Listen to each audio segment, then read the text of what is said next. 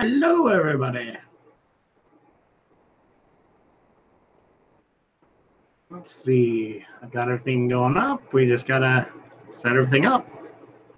And then we're good for the pre-show.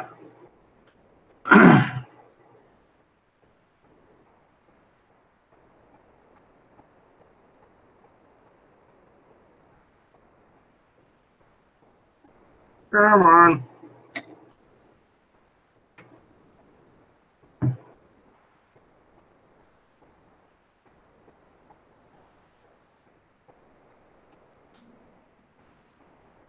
Come on. There we go.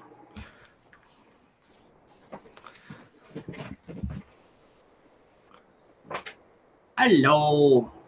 Hello. Somebody's having a bad day. We're about to do the podcast. That's going to be fun. Yeah. That's the plan. Okay.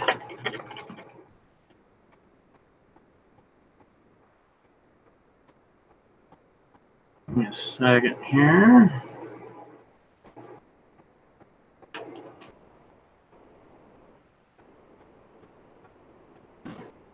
There we go.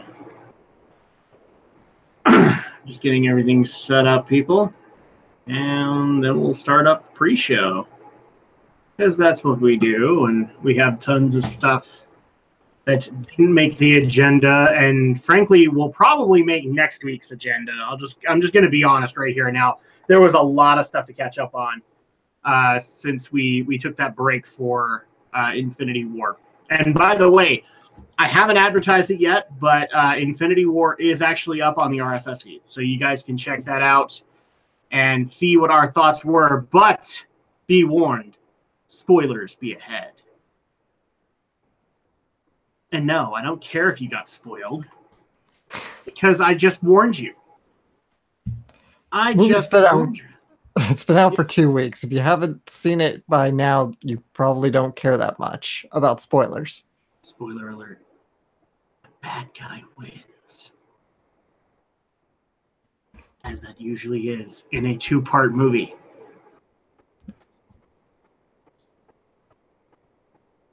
Not all of them. Well, Empire Strikes Back. The Empire won. That's why we had Return of the Jedi. That's why the Empire struck back. Exactly. And Harry Potter, Part 1, Voldemort wins. Deathly Hallows, you mean, yeah. That's exactly what I mean. Don't screw it up. Yeah, that's what I mean. Voldemort wins Part 1 so that you can have that satisfaction, that ultra payoff after. Yeah. Come on, I know how this crap works. I can... Uh-oh.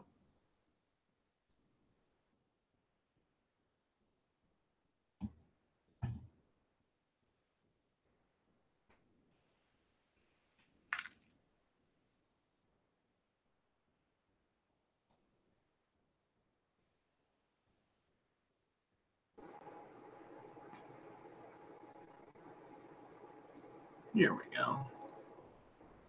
Okay, just making sure that this works. Yep, cool, it does. Yay!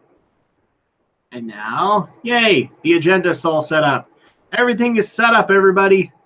Now I can pay attention to you.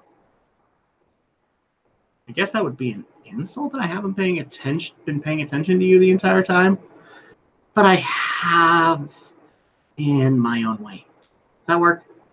Sure.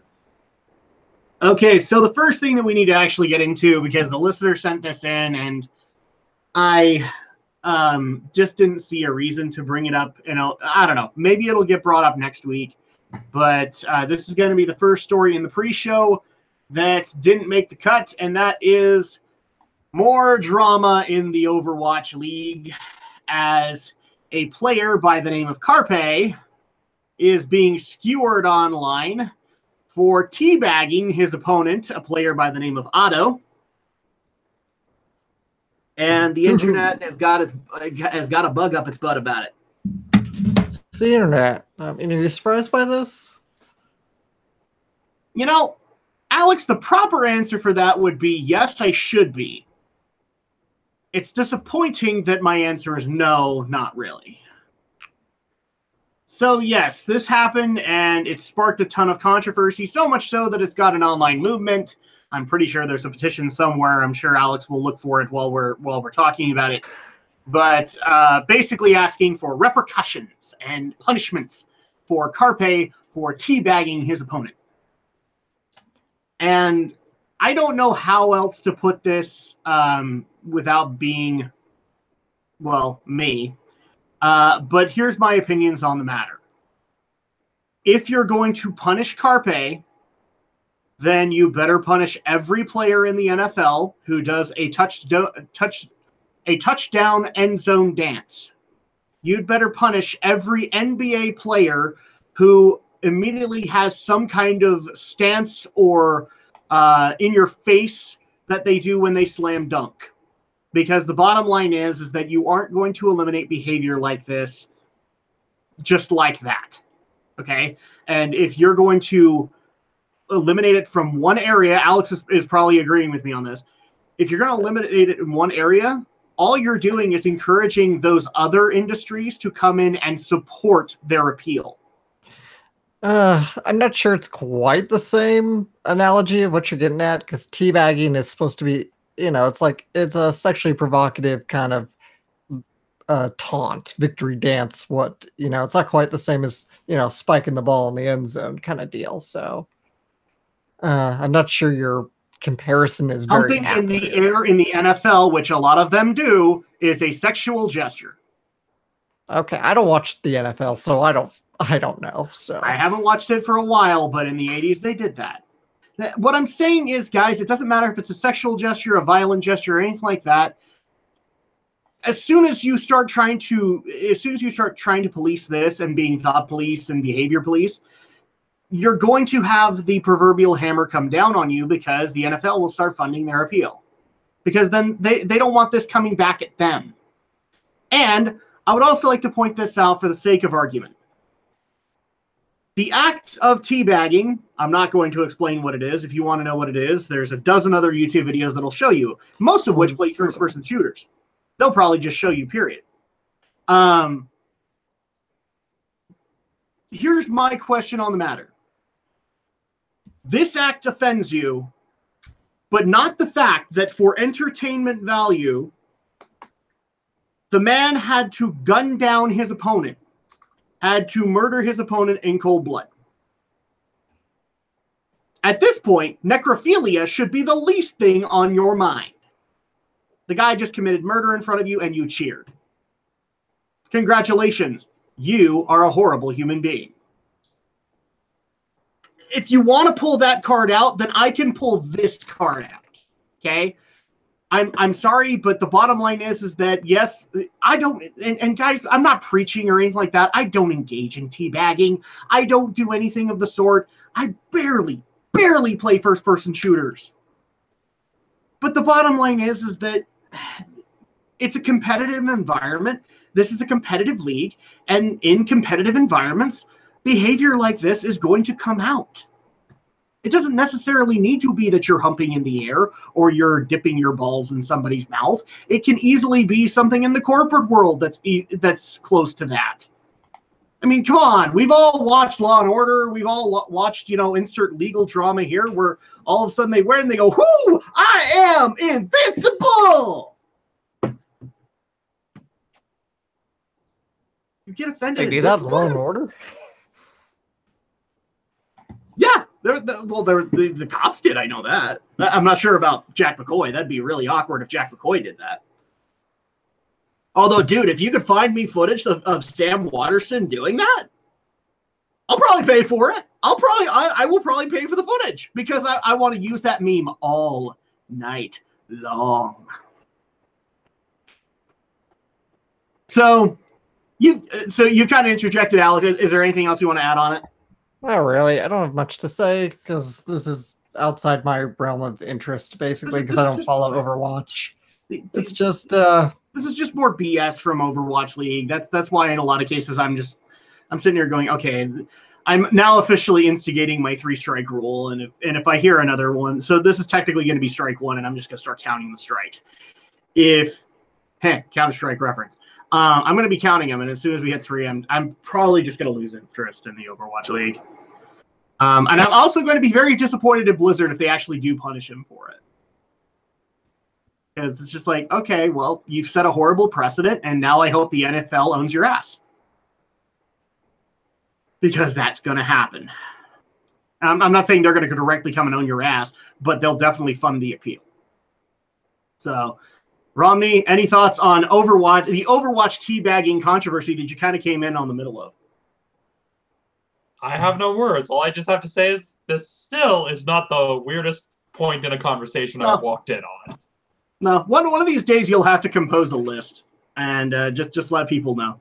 Well, problem is that if I wanted to get into the discussion of the weirdest parts of a conversation I walked in on, you'd have to put an explicit tag on the Google Hangouts because let's just say in high school that was just my curse, and I heard things I wish I never heard. Yeah, I get it. So to bring you up to speed, in case you didn't catch the story, in the middle of an Overwatch League match, which was being televised, a player by the name of Carpe on the Philadelphia Fusion, I believe is the team he was on, was in the middle of a match with the Shanghai Dragons, and after owning an opponent player by the name of Otto, basically went up and teabagged his opponent. You know, behavior that you would find in Call of Duty, Halo, any other multiplayer shooter ever. And you can even hear displeasure at the Overwatch Stadium of them booing it. And at that point, I'm just like, okay, well, I hate to be the guy, guys, but you're in California. Of course, this behavior is going to be repulsive to you. But the bottom line is that I can say a good 60% of you in the arena engage in teabagging when you play first-person shooters on your own. So shut up. But yeah, the active teabagging, and then all of a sudden we have an online outcry, because that's always such a good thing, Romney. An online outcry basically asking for Carpe to be punished. Well, honestly, knowing what little I know about the Overwatch League, I think the best way for them to handle it is similar to how the NFL handles things when it comes to the excessive touchdown dances certain players do. Don't like do an outright ban, just maybe, I don't know, maybe just do some rules, stuff that doesn't like completely get rid of the idea of celebrating a victory, but just, again, a simple player code of conduct like the NFL. Their solution is cut to the chase, right? Like they try to get them to do it for a limited amount of time. I don't know if this would solve it because the guy did it for maybe half a second. So like it was stupidly fast. I'm kind of surprised the entire audience caught it. It took my second running just to make sure that I could see where it was. So yeah. So honestly, I think the best solution is just for the Overwatch League to basically just establish a player code of conduct and basically just, again, the NFL and the NBA, they all have these codes of conduct that players in the various sports are expected to abide by as a condition of being allowed to play in the league. But even then, you can't control... Which is friends of mine have actually stated they do have a player code of conduct. This is not in it. Yeah, it just means, okay, it just means that's something you need to address in the player code of conduct because, again, a lot of the rules in the code of conduct for the NFL, the NBA, the MLB, they weren't always in there. Something came up, and so they made a rule to address it. So that's it just means amendments happened in the offseason. Yep, and it's we see that in law, and so that's literally, I think that's just the best course of action is that the Overwatch League just needs to update the player code of conduct to address matters such as this, the same as any other sports league. Yeah. Again, I'm sticking to my guns here, and that's just because in an environment like that, and the fact that you know, in any sport, like in any sport that you contend in, even Olympic sports, it's a highly competitive deal. It's a highly competitive environment, and therefore you're just going to come across people that are going to want to give that one up to the guy they just beat. Okay. It happens everywhere. I've seen it happen in women's basketball. I've seen it happen in men's wrestling. I've seen it happen in women's track and field. It just happens. Okay. And so at that point, like if you're going to try and punish this one guy, then you better be ready to punish them all, because that's what you're going to have to do. And I'm saying that they're going to come for you. they're going to stop that because they literally don't, like the NFL, especially right now, since they're still dealing with concussions and whatnot. They're not going to want any more bad publicity than they already have. So they'll fund the appeal. Yeah, especially something like that. It's a case of, hey, that's something you want to control because that also makes advertisers less likely to sponsor your event. So again, these are just the growing pains of a new sports league, and these are just some of the issues that come up with any sport. And as such, it's just something that will be addressed over time. There's no catch-all solution here. It's just, my recommendation, add a new rule to the code of conduct and then just take it on a case-by-case basis. Yep. So the next thing that we actually want to get into for the pre-show, gotta dig out the story because it's in here already. I want to make sure that I grab it. Dang it. Nope, that one's getting addressed in the agenda. Crap, I can't find it. So there was another story that... Crap, where is it? Here it is. So this one involves Epic Games and the game Fortnite. Apparently I don't know if we've actually covered this on the podcast, but there's been an ongoing lawsuit against a bunch of, I think it's a bunch of cheaters right now that they're having in Fortnite. But this one in particular addresses a 14-year-old boy who cheated in Fortnite. According to the lawsuit, the 14-year-old actively promotes, distributes, and induces others to use cheat software. So he obviously has received a ban. And the teenager is one of the Fortnite cheaters. Yeah, filed a lawsuit back in October. The developer filed complaints with a North Carolina federal court citing violation of the game's terms of service and EULA. Circumvention of technological measures was also cited in the filing. I swear they've got a couple of these going on right now. It's specifically in Fortnite. And this one is just the weirdest one because it involves a 14-year-old child. And I believe his parents are already funding his defense. So, yeah. My question is, why is this a lawsuit from the developer? I'm just like, are we sure we didn't switch the plaintiff and defendant here? Because the fact that it's the developer suing the 14-year-old doesn't make sense. That's the weird part, isn't it?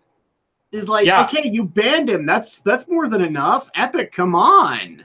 I mean, unless he actually like did something that damaged like the net code and the game itself, maybe. But even then, this would have to be some like extreme... Oh no! Here's what the parents did. The defendant's mother wrote a letter to the Eastern District Court of North Carolina, and the judge interpreted it as a motion to dismiss Epic's claims. Okay, so in the letter she states that the game's terms of service require parental consent for minors to play. Consent, she claimed, was not provided. Furthermore, she stated Epic Games would be unable to prove cheating in a free-to-play game, and it could result in the loss of profits. It is my belief that due to their lack of availability to curb cheat codes and others from modifying their game, they are using a 14-year-old child as a scapegoat to make an example of him. The letter adds that the company has also illegally released the name of her underage son. That still doesn't answer the question. Why the hell are the developers suing the 14-year-old kid? What? Because you got to make an example out of someone. Yeah, wait, but even then... Now I have another question. The judge took it as a motion to dismiss. Did he act on it? Well, obviously not. It's not dismissed. I mean, that would probably be the story right there. So, yeah. This is why I don't play Fortnite, people. Or PUBG or any of that crap. Yeah, it's just... Because I remember seeing this in the feed, and I'm just like, are we sure we didn't get things wrong? Why is the developer suing a 14-year-old kid? I mean, if he violated the TOS... I mean, if this was Bethesda, then we could easily explain it. Bethesda sued, like, lowly developers and everything like that under the sun. But I think this is the first infraction I've ever heard from Epic. Yeah, and the thing is, it's just... I don't get why. I mean, if he was, like, actually damaging the code of the game and affecting it, that can be one thing. But again, that would have to be some really tech-savvy kid to do that. But if it's just for using cheat software, I look at this and I'm just like, Okay, I'm just like, and what? I even agree with some of the comments here. It's like, you know, it's kind of Epic's fault for making things as open source as it is, because that allows for cheaters to be able to do that. I agree that's kind of the downside of making games like PUBG and Fortnite, is that if you make them so open, yes, people are going to cheat. People are going to find ways. I'm sorry, guys. I hate to acknowledge this to everybody, but hackers exist. Yeah, again, to quote Dr. Ian Malcolm, life finds a way. Yeah, life finds a way. I'm sorry, we had to do the us just to make sure that everybody knew that it was Ian Malcolm. So there you go. And this one we'll probably make next week, just because it's so dumb. We have to talk about it, but we have to talk about it next week because it's a more recent deal, and the stuff that we actually have is a couple of weeks old. But yeah, so again, another quick update on the Infinity War review. It is actually up on the RSS feed, so you guys can check that out. And I will be linking it in the chat in a minute. But we're actually coming close to start time, so let's go ahead and get things ready to go. So just let me know when you guys are ready. Okay, rolling. Okay. Is your camera okay, by the way? Your camera's been kind of choppy, Alex. Mine? Yeah. Just Yeah, lag? because I noticed it. Yeah, I noticed it too. It seems to goes full screen. It seems to be when adjusting the display, and that's why it's glitchy to us. Okay. I just know that it's probably raining in other areas of the valley, so. But, Okay. And on my end, because on my end, it's affecting yours as well, Adam. Yeah, well, my problem is that I got way too many programs open. That's a fact of life at this point. I really wish, Yeah, I think we just need to sacrifice a few more gnome goats just to be safe. Well, I'm running out of them. Come on, people. I need to get back in a WoW. Well, yeah, they're an endangered species at this point with how many we've had to sacrifice. Not just me, but like any other online content creator. I mean, seriously, we all just sacrifice them like candy. Okay, so if you guys are ready. 3, 2, 1. Okay. Let me get everything back up and running. And I know I didn't spoil the agenda tonight, but you guys will get there, so I'm not too worried about it. Let's see, let me get the story down. Take all this down and see if I can get extra. Let's see. Okay, here we go. Welcome everybody to another awesome episode of Geek News, Reviews, and Opinions, the podcast where we talk the week's events in Geek for Friday night, May 4th, 2018. May the 4th be with all of you as it is with us. I am your host, Adam Mickelson, aka Drac.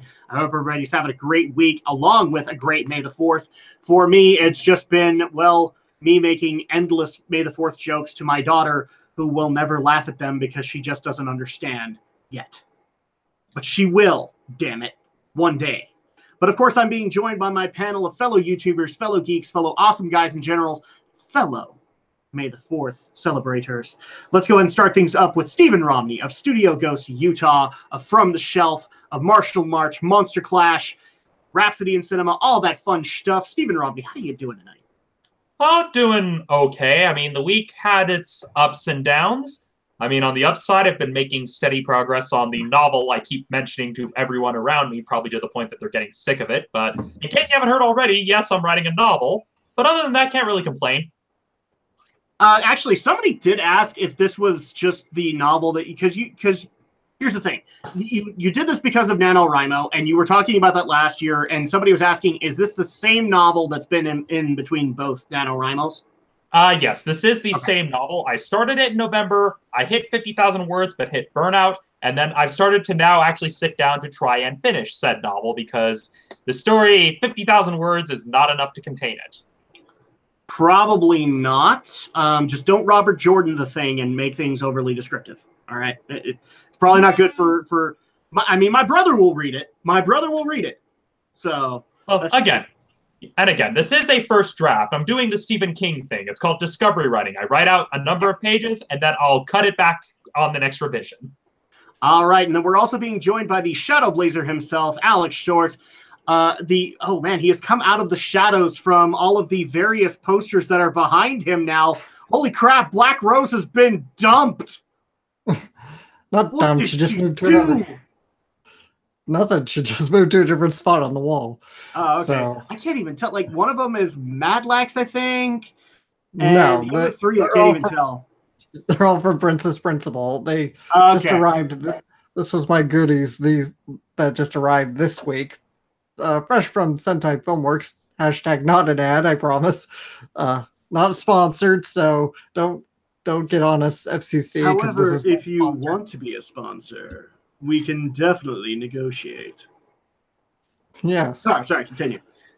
So yeah, I got these posters I ordered not too long ago, and they came this week. So I thought you've been bugging me to finally redecorate the room a little bit, so I finally did it. And yet I kept forgetting to give you the command strips to do it. So make sure that I give them to you on Tuesday so you can make this easier.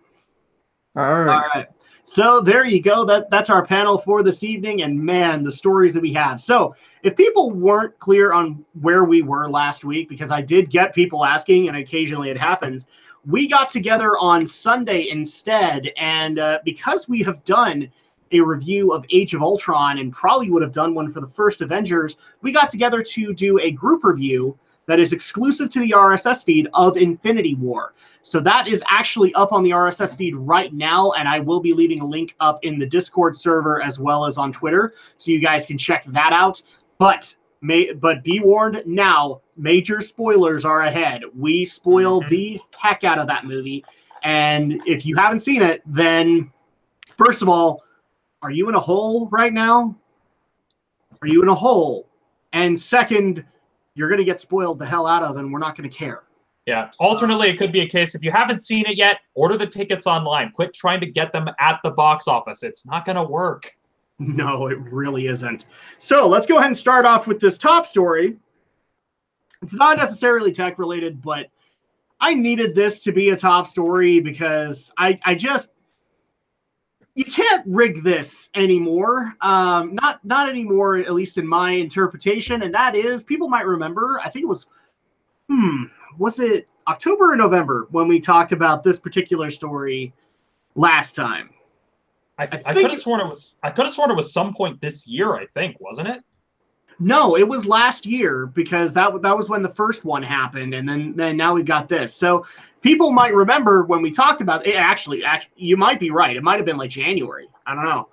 I could have sworn it was last year though. We talked about Amazon's unique service that for an additional $250, or I think it was a year, on top of the Prime service, because you had to have the Prime service before you could even qualify for this, you could get a special lock that they would mail off to you. You'd get a key for it, and so would your Amazon delivery guy.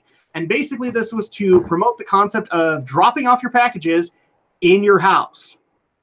And when we covered this, I'm a little uncomfortable with the panel that I have right now because I think we all have conducted a bank robbery at some point in our lives, because bottom line, we skewered it. We destroyed the idea of this and how many ways it could be used against Amazon, against the consumer, and all of that.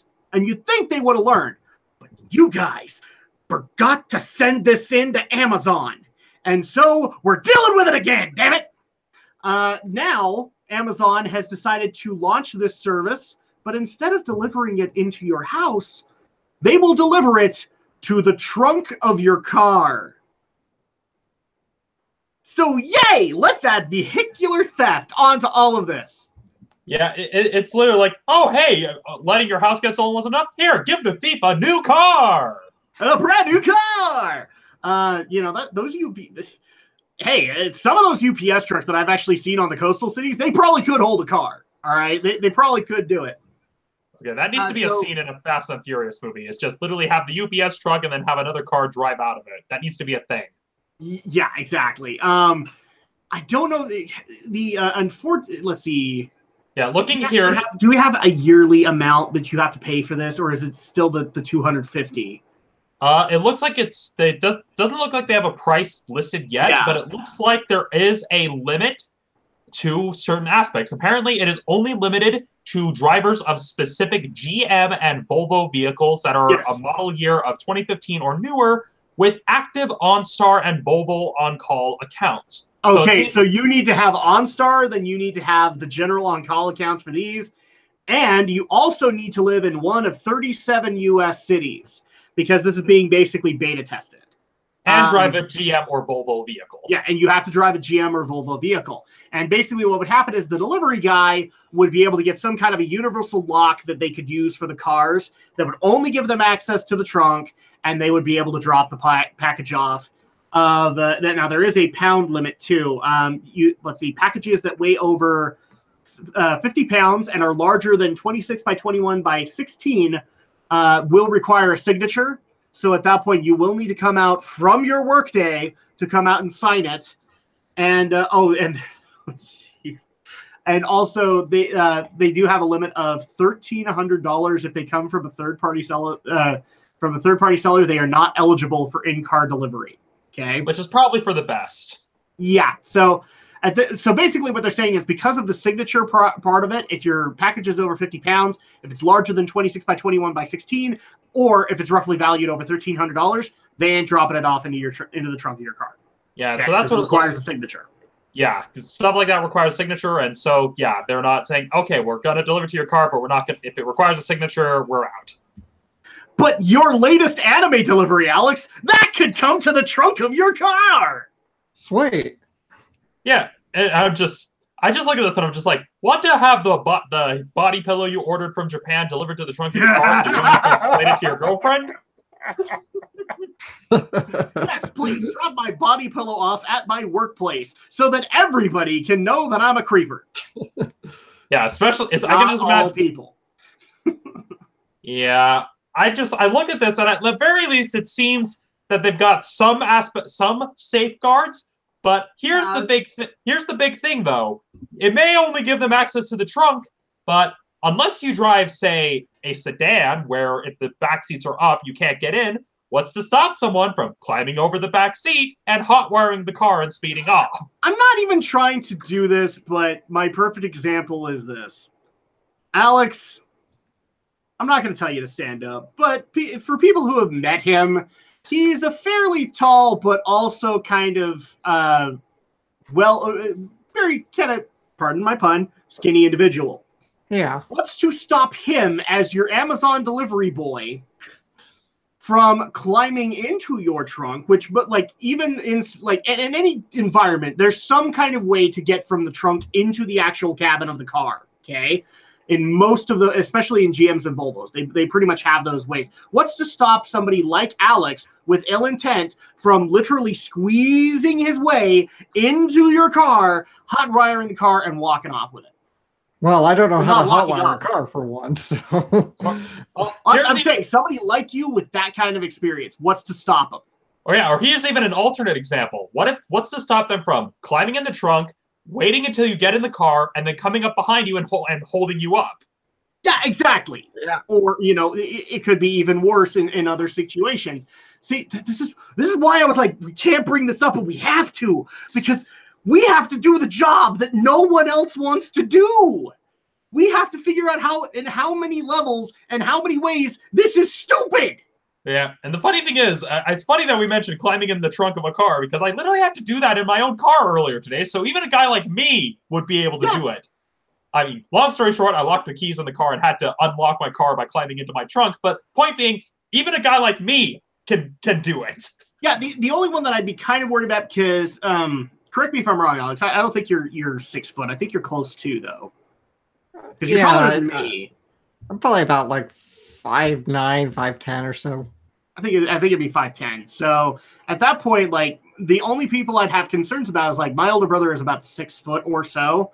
He might have some issues, especially with medical problems and whatever. I'd have issues because I'm kind of a girthy individual, so I might not be able to do it. But I mean, all it takes, in some cases, these car thieves are in pretty damn good shape. Yeah, they can literally get in. Or alternately, to make the idea even darker, what's to stop someone with one of these Amazon keys from, planting a bomb in a vehicle as part of a terrorist attack? That could even be... Since I'm pretty sure one of these 37 cities is New York, where mob activity exists, what's to stop the mob from bribing the right guy and being able to drop, whatever the hell they want off in your trunk? like, say, a body, or a horse's head, and blame you for it? Yeah, or drugs. Let's stop them from drugs. Yeah. I mean, not only does this create problems in the form of car theft, this also creates problems in the fact that we will have many, many, many scapegoats from this system. Mm-hmm. Amazon, can we talk for a second? Sit down. It's okay. We'll get through this together. Stop trying to solve this in any other way than just putting a damn lockbox outside my house. Yeah, Bezos, stop trying to solve problems that aren't actually problems. Maybe the lockbox is the problem that can be Correct me if fixed. I'm wrong. Alex just said it best. The only solution for this is to put a lockbox outside the house. That's Get a it. lockbox. Yeah. Get a lockbox or get a PO box. Either way, don't give bad people opportunity to do more bad things. You know, Or in don't this give case- people opportunity to rummage through my house and my personal things, or to go through my car. You know, maybe sneak a girlfriend in there, have a little quickie on a I lunch didn't even break. think about that. Damn it. I didn't even think about. Oh my. Yes. Damn it. Because you know that's going to happen, people. Yep. What's this mysterious stain on my backseat? Ah, crap. Yeah, no. Just so many kinds of wrong. And can we please, whoever in the boardroom is suggesting this stuff, can we send them on like a 5-year vacation? Oh my god, it just reminds me of that Seinfeld episode where this parking lot uses like Kramer's car for like a prostitution ring. Oh yeah, that's right. They did do that, didn't they? Yeah. Jeez.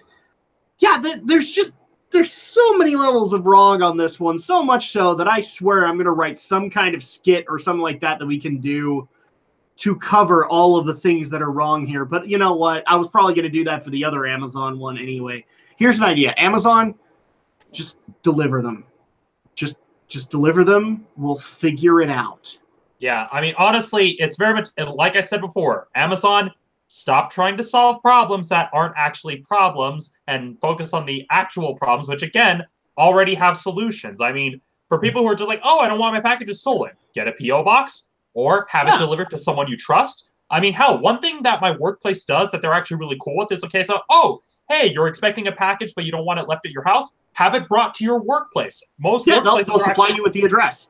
Yeah, most workplaces are actually pretty cool about that. It's like, oh, you're expecting a package? You just let your receptionist or your boss know, hey, can I have something delivered here? I mean, back when I used to work at a call center for diabetes supplies, that was what a lot of people did because they didn't want their diabetes stuff stolen, so they would have it sent to their workplace instead of their home for precisely that reason.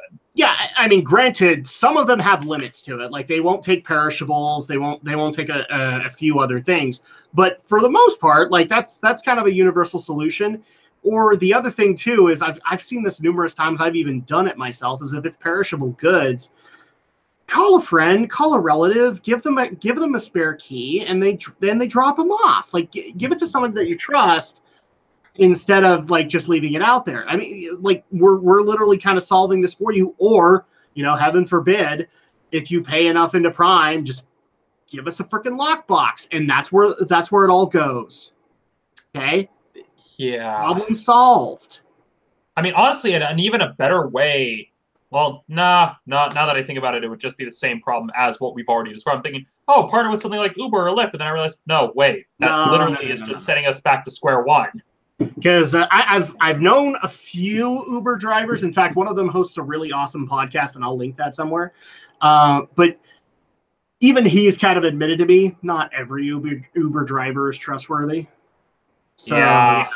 That's why I stopped mid-thought when I realized, wait, it literally sends us back to square one.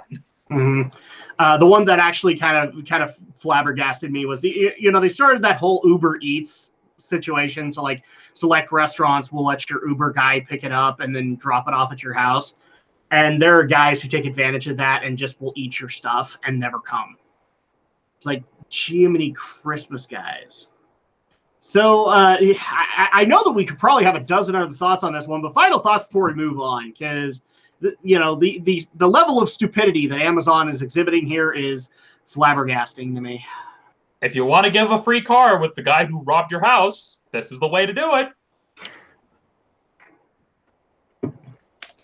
Just waiting for Ed McMahon to come out of nowhere and give you the ginormous check, and he comes out of your trunk. Hello, sir! Ah! Well, yeah, especially considering it would be zombie Ed McMahon. That's true. It would also be zombie or vampire Ed McMahon. Who knows? He probably is a vampire. Or it could be a lich.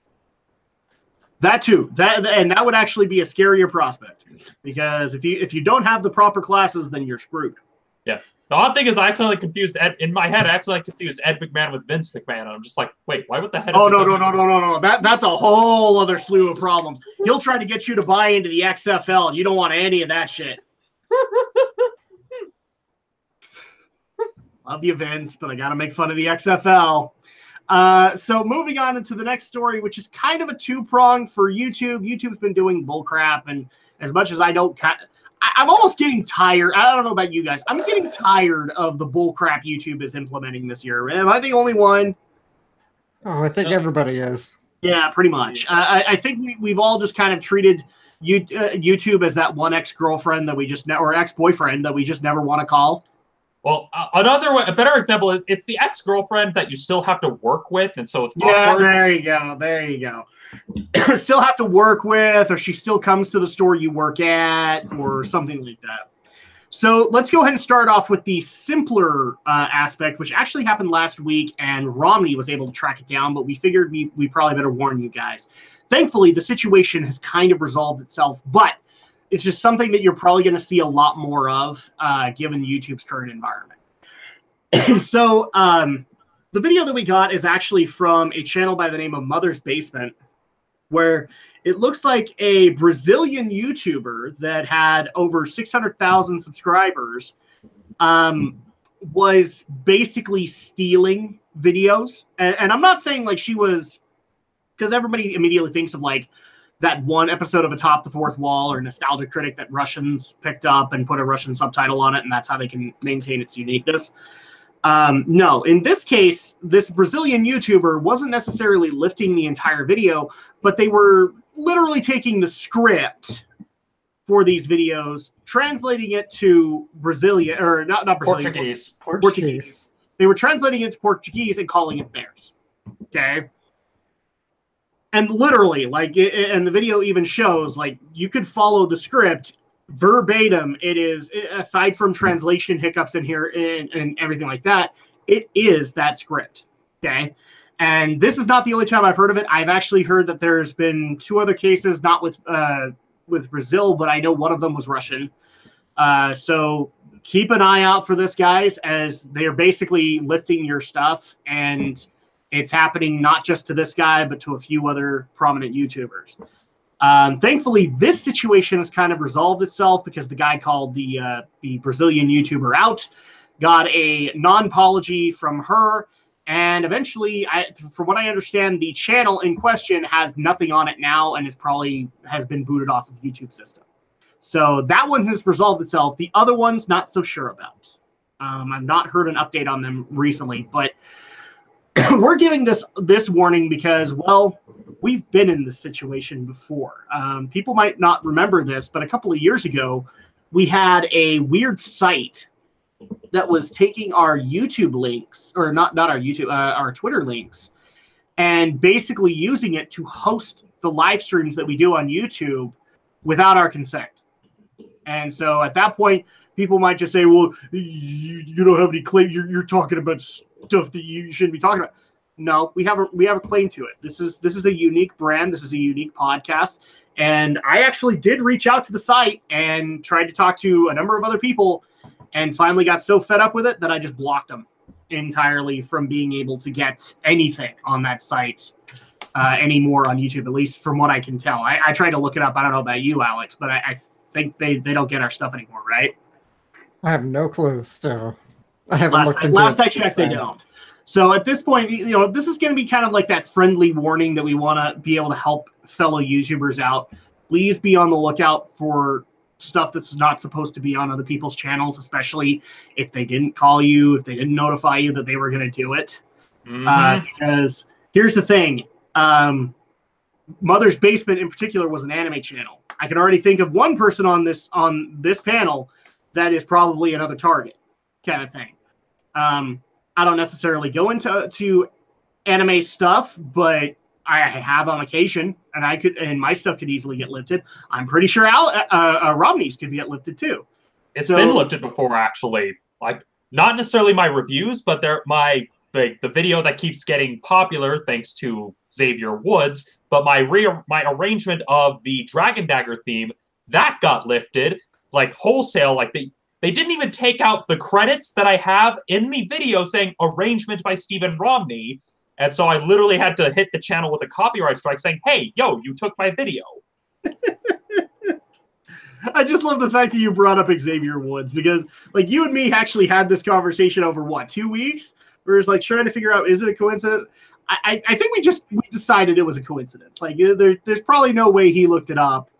And for those who are confused about what they're talking about, Xavier Woods is a WWE wrestler, and at the most recent WrestleMania, he came out in New Orleans garb, but he actually summoned forth a bunch of pancake minions, and to do that, he called forth the Dragon Zord, is what we're talking about.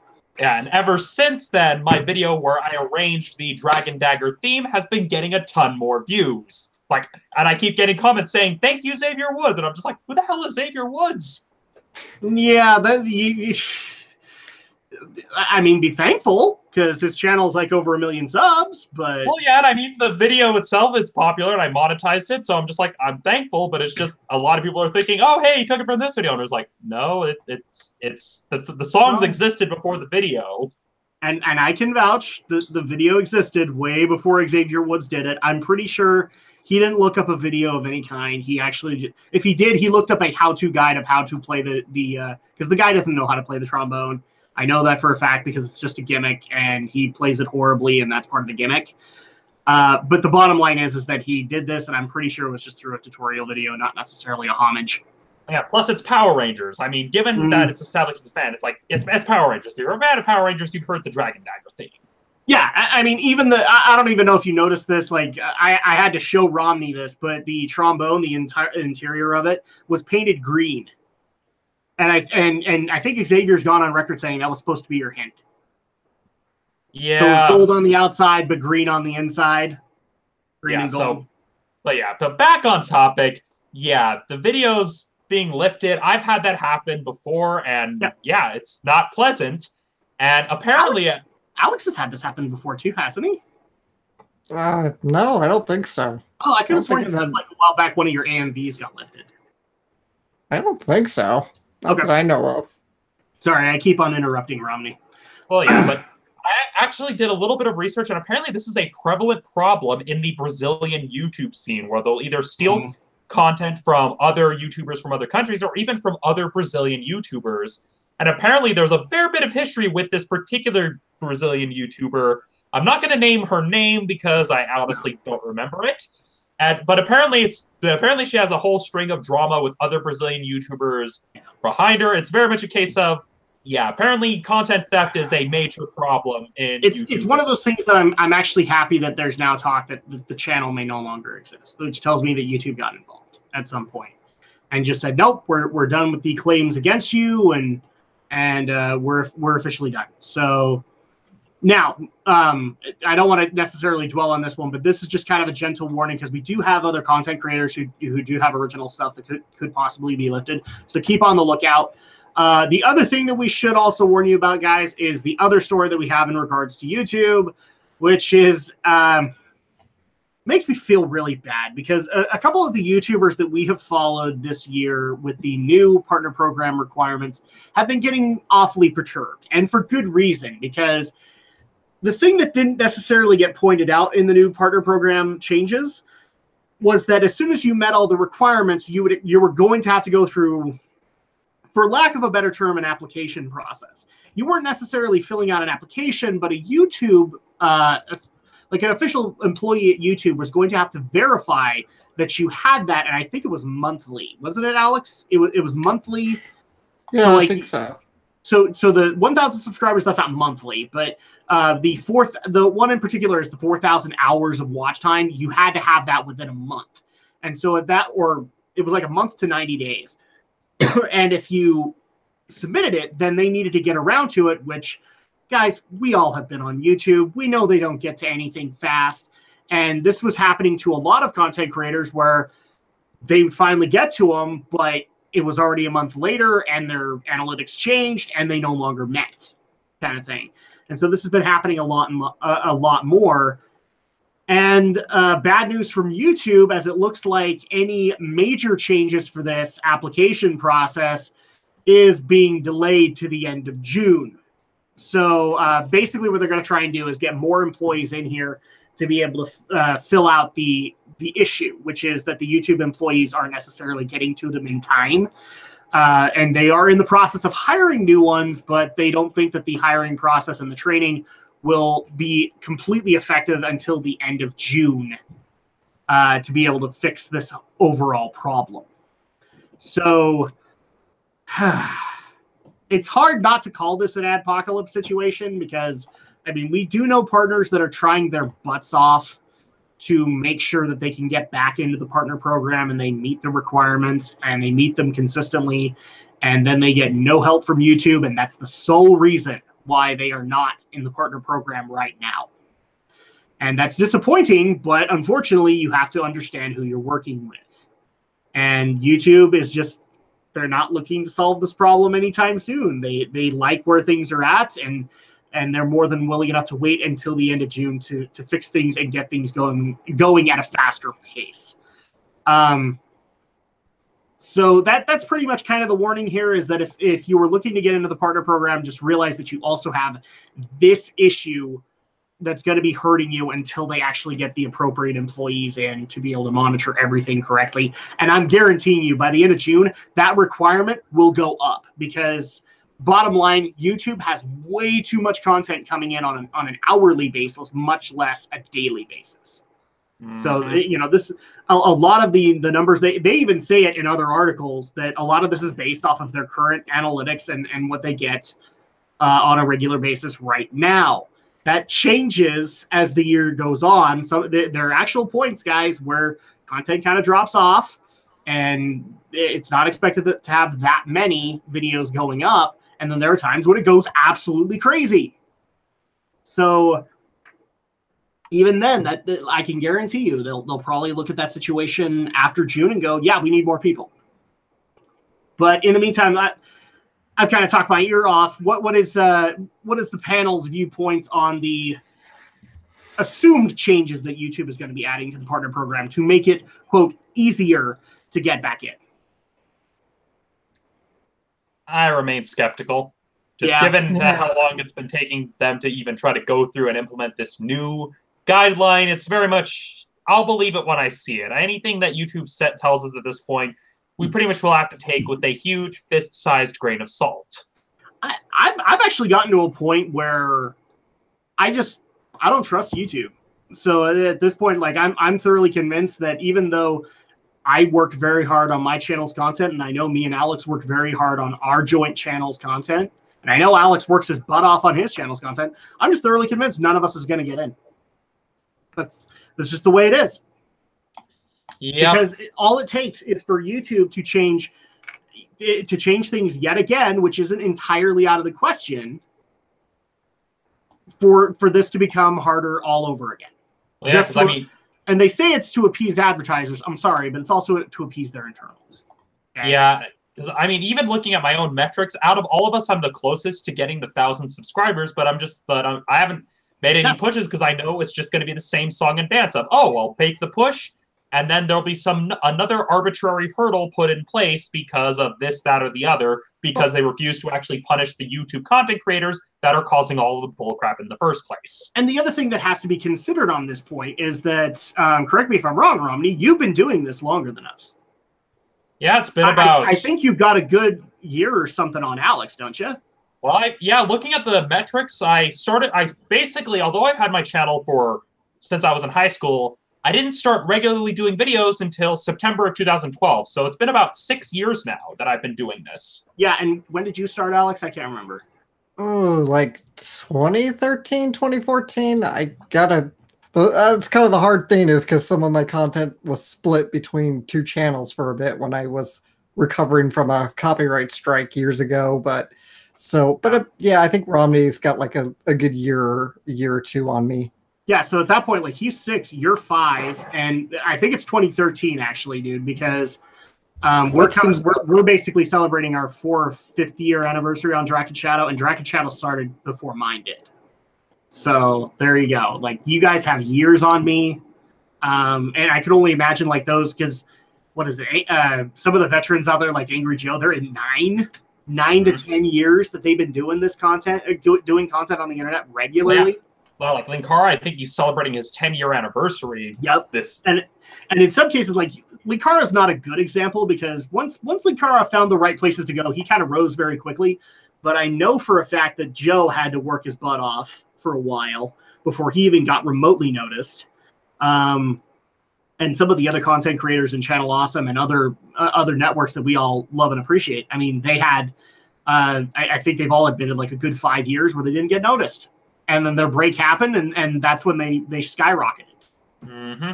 So, because the other example that I'm coming up with is if people follow him, Cat Icarus, on the Hidden Block MCN that the Completionist kind of runs.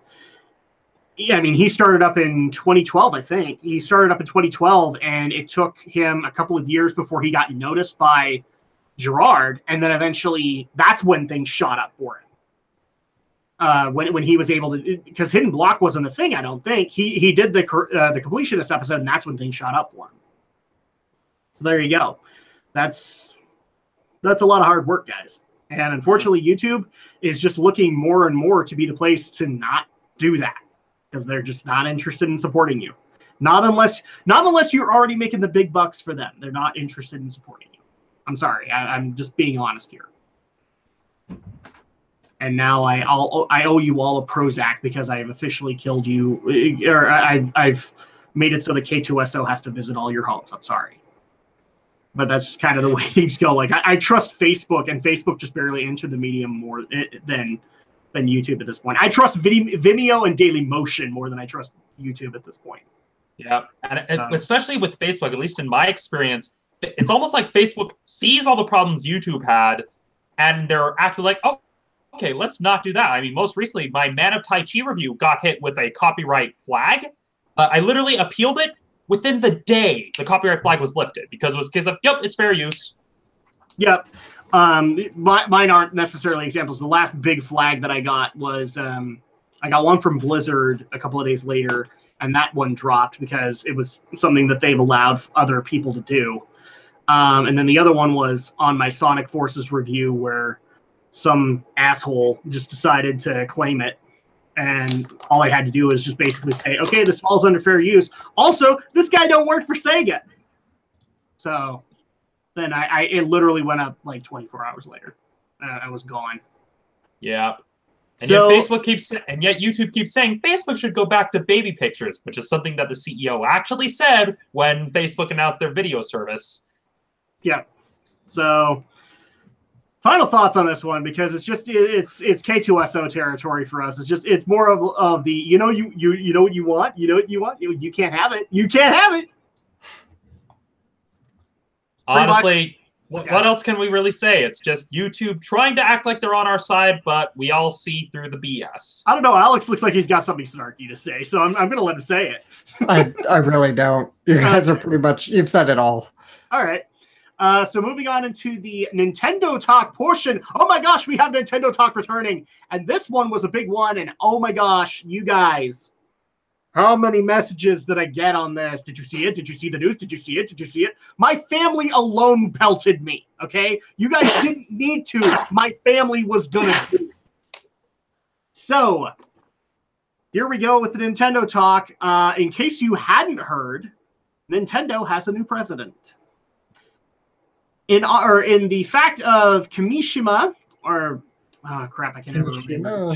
Tatsumi Kimishima, he basically is set to retire this June. And so that would put him at 3 years where he ran Nintendo. And since he is set to retire, he has decided to just officially do it, and he will be succeeded by Shuntaro Furukawa. Now, we will go into his resume in a second, but basically, Furukawa is currently a member on the board of Nintendo for both Nintendo and also the Pokemon Company, and now he is the president of Nintendo and will be helming things. But before we get into Furukawa, I just kind of want to go into a little bit of a look back on Kimishima. He was able to run the company after Satoru Iwata sadly passed away. He only ran it for about 3 years, and I kind of agree with most sites, but it's just kind of sad. Is like he is probably his presidency in Nintendo is going to be remembered as just where not a whole lot happened. And that's kind of mean to say because I mean he did have the Switch on his watch, but a lot of people are for some reason are crediting that more towards Iwata, who probably worked on it, instead of Kimishima, who released it. Well, yeah, and another thing to consider that people might think, oh, Iwata may have designed it, but Kimishima made a lot of the business decisions needed to make the Switch successful. The most important decision being we can no longer sell these things at a loss. That is a huge, big difference as to why Nintendo became more profitable, because the Wii U, all these other consoles, they sold them at a loss and then made them artificially rare. But that backfired immensely with the Wii U, and so Kimishima made the choice of, okay, let's not do that this time. Let's just sell it at a price where we can make a profit, and it paid off. Funny how that works. Yeah, so that's the part that I'm not agreeing with a lot of news outlets here, where a lot of people are just writing it off as, oh, his presidency is uneventful. I disagree completely. The other thing, too, is that to say that he wasn't involved in the development of it, I do know that he actually picked 2 of the developers that we actually did see at the conference revealing the Switch. They were his guys, and he brought them in to work on it. So at that point, he did help out with the development of it, at least in this regard. But, I mean, I think when we looked up Kimishima's background, he was kind of a marketing guy. So at this point, it was probably a good idea to bring in a marketing guy, especially for the Switch, and to bring in the ideas that Kimishima did, which is you can't sell it at a loss. You've got to get this thing out there and into the hands of people before Nintendo takes another major dovetail, considering the losses that they had with the Wii U. So at that point, I get the fact that people are going to call it as uneventful. I'm not going to. I think he made some good decisions while he was at Nintendo, and I'm going to give him credit for that. You know, Iwata worked on the Switch, and I'm not going to fault him for that. But Kimishima had some big shoes to fill. He released the thing. He made a lot of really good decisions. I can't confirm this, but somebody actually did say that he kind of pushed for Breath of the Wild to be the release title instead of Mario, which was being pushed, I guess, internally at Nintendo. He was the guy who pushed Breath of the Wild to be a release title for the Switch. That was a good idea, because I can't think of anything that sold Switches more. Yeah, it pretty much it worked the same way that the Twilight Princess strategy worked with the Wii, where it's a case of, okay, we release them on both titles and then sell a bundle of the new system to get people to buy it. Yeah, and then incentivize people to go and get the new system, which he kind of did. From what I understand, because he gave that Switch, they made it an exclusive to get the Switch shirt in Breath of the Wild if you got a Switch. And there were a couple of other exclusives that you could have gotten if you had a Switch version of Breath of the Wild. Granted, the Switch did have some rocky road that they went through. Like, there was the whole cartridge bug, but they fixed that pretty quickly. Yeah, that's one thing that I'm not necessarily going to fault Kimishima for. It didn't take forever to get these things fixed. He got on it pretty damn quick.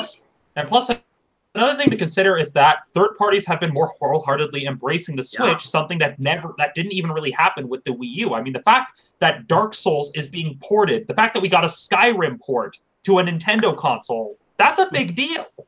Well, and the other thing and I think Iwata probably tried to do something like this, but I think Kimishima was probably the better pick. You know that the president, as well as the PR guys at Nintendo, in order to make all this stuff work, had to go on some kind of an apology tour to all of the third parties and say, look, we really want to work with you guys. We're sorry. We're trying to fix this. And Kimishima had to be that guy. And you know what? I'm going to give him mad props for doing it, because that took a lot of swallowing of pride to admit that this is what you need to do to get your console off the ground. So I'll give him that credit. Alex, so me and Romney have talked about this a lot, but Alex, where are you standing on Kimishima's presidency? Do you think it's uneventful, or? No, because I mean, the Switch did release under his tenure, even if it was something being developed, of course, as far back as Iwata. Somebody still had to step up in the wake of Iwata's passing and, well, get the thing out there, and of course, devise the marketing strategy, and of course, get the thing advertised and court your business partners to make your software for it. So, he had a lot of responsibility, and the fact that he pulled it off in such a short time is no short of a miracle. Considering where Nintendo was at the time of Iwata's passing, with the Wii U's failure to getting back on track with the Switch, all in the span of about 3 years, it's very impressive. Well, and you and me will probably agree on this. Is like, considering that, let's take a look at Iwata versus Kimishima. Iwata was a hand-picked prodigy from Yamauchi-san to head Nintendo. Okay, hand-picked prodigy. Kimishima, not really that. So, I mean, he was already walking into something that looked like there was big shoes to fill. And look, for as much as a prodigy as like Iwata was, there were mistakes that were happening under Iwata's presidency. So at that point, he actually had to fix a few things too. He had to get the Wii U done roughly so that they can move on to the Switch. He had to promote the Switch while also keeping it stupidly secret to keep the hype train going. He had to pick the right games, and he also had to bring in a bunch of new developers because maybe he looked at the prospects at Nintendo and went, yeah, the guys that are visionaries can't last forever. They can't last forever. So at that point, we need to do this. Another thing that I don't necessarily agree with is, I guess people are considering this a black mark on his record, that he didn't give enough love to the 3DS. Crap! The 3DS doesn't need returns? That's just the 3DS doesn't need much more love because it was doing pretty well. Well, at this point, I think the 3DS is self-sustaining. I mean, during his presidency, you had a brand new gen of Pokemon come out. You had a brand spanking new Metroid game that is beloved come out. You already had another offshoot in the Pokemon series that people are loving right now. He made some good decisions here, people. And frankly, the 3DS is self-sustaining enough. He probably just looked at it and said, yeah, as long as we keep this road going, I don't really need to modify it. So at that point, we've kind of given the props over to Kimishima. Thank you for all that you did in your 3 years of presidency, and enjoy your retirement, dude. You've earned it. Let's go ahead and get into Shuntaro Furukawa. So like I said, he is currently on the board for both Nintendo and the Pokemon Company. And let's see. Oh, and it actually looks like at 46, he's actually a particularly young appointment. I think he's actually around the same age Iwata was brought in. I might be wrong on that one. He does speak fluent English. That would be a first for Nintendo presidents. Nothing against Iwata or Kimishima. He speaks fluent English. That's good. But yeah, Furukawa joined Nintendo back in '94. He has been outside director of the Pokemon Company since 2012. He also assumed the roles of managing executive officer, supervisor of corporate analysis and administration division, and director of Nintendo since 2016. So it looks like most of his stuff has actually been going on in between Nintendo as well as the Pokemon Company. Yep. So at that point, yeah. Yeah, it also says here, according to Nikkei, which Nintendo Life asserts, is that he also worked on the Switch sales and marketing plan. So that may also explain why he may have been chosen, because he may have played a part in why the Switch was as successful as it was, and apparently had previously worked with Nintendo of Europe for the past 10 years. And I would technically agree with it. His resume just kind of tells me that, yeah, since this is going to be a Switch presidency right now, they probably wanted to look at a guy who could market that, who could actually push it forward. And I mean, already we're hearing rumors of Switch's successor being in development, so they needed somebody to be able to help out with that. Yeah, they need someone to promote the space shuttle. And also, in addition, it looks like, so yeah, he worked for Nintendo of Europe, and it looks like the president, let's see, Satoru Shibata. Oh no, he's leaving his role as president of Nintendo of Europe, so that doesn't necessarily refer back to Furukawa. But Furukawa, it looks like, I mean, if he's been there since '94, he has already a good standing relationship with Nintendo. He's worked with them for many, many, many years, probably on a lot of games, probably on a lot of marketing for said games, said consoles. This is a good decision, at least as far as I'm concerned. It looks like you've got a company guy who's going in there that's fairly young. I like the fact that he can speak fluent English, so at that point, like, Nintendo Directs will not be a problem for him. And, I mean, Kimishima didn't really do them, but if this guy speaks fluent English, I can see him doing it. Yeah, so looking at this, it very much, whether or not he's going to be a good choice for Nintendo in the long run remains to be seen, but it's very much, it's clear why he was chosen by Kimishima to succeed him, given his track record. And so it looks like he's mostly a sales and marketing guy. So he is the guy that can get and Nintendo to swap. Yeah, and that's something Nintendo has struggled with since, again, look at the entirety of the Wii U tenure. Sales and marketing was something they were struggling with. So naturally, it makes sense to bring on someone who actually knows how to sell and market something to hopefully keep the ship going steady. Yeah, and I know that a few people are probably going to reach out to us and give us a little bit of flack here. Because we have given a little bit of flack to individuals like Phil Spencer, who is a marketing and business guy, and he is the president of Xbox. And, you know, it'd be great to have the Iwata situation where you have a developer in there instead who is going to focus on the games. But, I mean, here's the thing. A couple of years have happened since then, and now I'm not necessarily against a marketing and a business guy being in there, especially considering that, you know, you can make great games, but you need to have it go to the right places to be sold. And people like Furukawa and Kimishima are going to know where that is. All right. So this is what they do. This is what makes them awesome. And what makes Miyamoto awesome is what makes him awesome. You know, like that's why you have to have this proper fusion. And as much crap as we want to give to Phil Spencer, our main issues with Phil Spencer is that Phil Spencer was brought in, I think, a couple of years before he became president. This guy has been there since 1994. He has been receiving Nintendo paychecks for 24 years. This is the guy you want. This is the guy you want running Nintendo. This is the guy who's probably worked his way up and is going to care about everybody in the company as well as the Nintendo family of customers, whether they be in Japan, in Europe, in North America, or anything kind of thing. So I don't necessarily hate this pick, is basically what I'm saying. And I just don't think that this is a Phil Spencer situation. So I'm covering the bases there too. This is a guy who cares and legitimately cares and wants to make sure that the Switch succeeds. Alex, you look like I've stepped over you a couple of times. So is there something you want to add for Furukawa? Well, just a quick check on the math. Furukawa's a little bit older, only by like 3 years than Iwata was when Iwata had a Nintendo. Iwata was 43 when he became president. So that's right. Okay, yeah. So not a huge difference. Just wanted to do a quick check on the math. I remembered it was in his 40s. Which was unheard of in Japan. Yeah, although a little credit to Phil Spencer. I mean, didn't he come in after a lot of the debacle with the launch of the Xbox One, and he's kind of the one who's helped turn Xbox One around? He's been part of it. Some of that stuff has been on his watch, but he's also led the apology tour and said, "Yeah, we made some bad decisions." And all right, no, he's been there for a while. He's had his mistakes though. The main problem is that, and Phil Spencer's kind of fixed it over the last few years where, like, I remember his first little bit, he didn't sound like a gamer.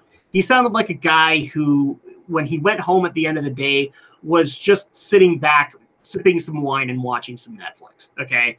Which I'm not saying is necessarily a bad thing, but it's difficult in a marketing perspective to be able to sell something if you don't have proper knowledge. He's since changed that with his coverage of the Xbox One X and the S, and, you know, back when it was Scorpio, he's changed a lot of that stuff. So I'm not necessarily going to fault him anymore. I think he's been a good trend. He's been able to transition well into being the president of Xbox. Okay. So, but this just makes me sad because, like, we're going to get a new Nintendo president, and I think Kaz is there. There's talk that Kaz is probably not going to be around at Sony much longer.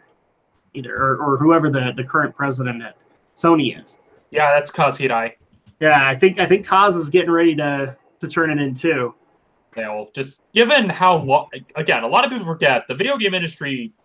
I mean, fact of the matter is, time has passed. We're all getting older.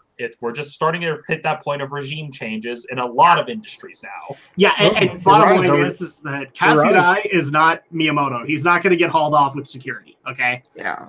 Looks like Hirai's already stepped down, and he's been since replaced with Kenichiro Yoshida. Hirai still serves as chairman. Yeah, he's still on the board of directors, though. Yeah, but so but at that point, you could basically look at it as an advisory role. Yeah. Which is probably a good idea because Kaz can help out with a lot of stuff, but eventually, like I said, not everybody's going to be a Miyamoto. Not everybody's going to get hauled off by security. Okay, that's going to be how you get them into retirement. Some have no problem retiring. All right, so final thoughts before we move on into the entertainment portion of the evening. And I think that's pretty much it.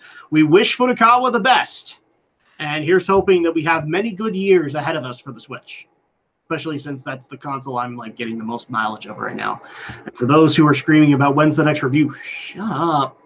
Switch is easier to play.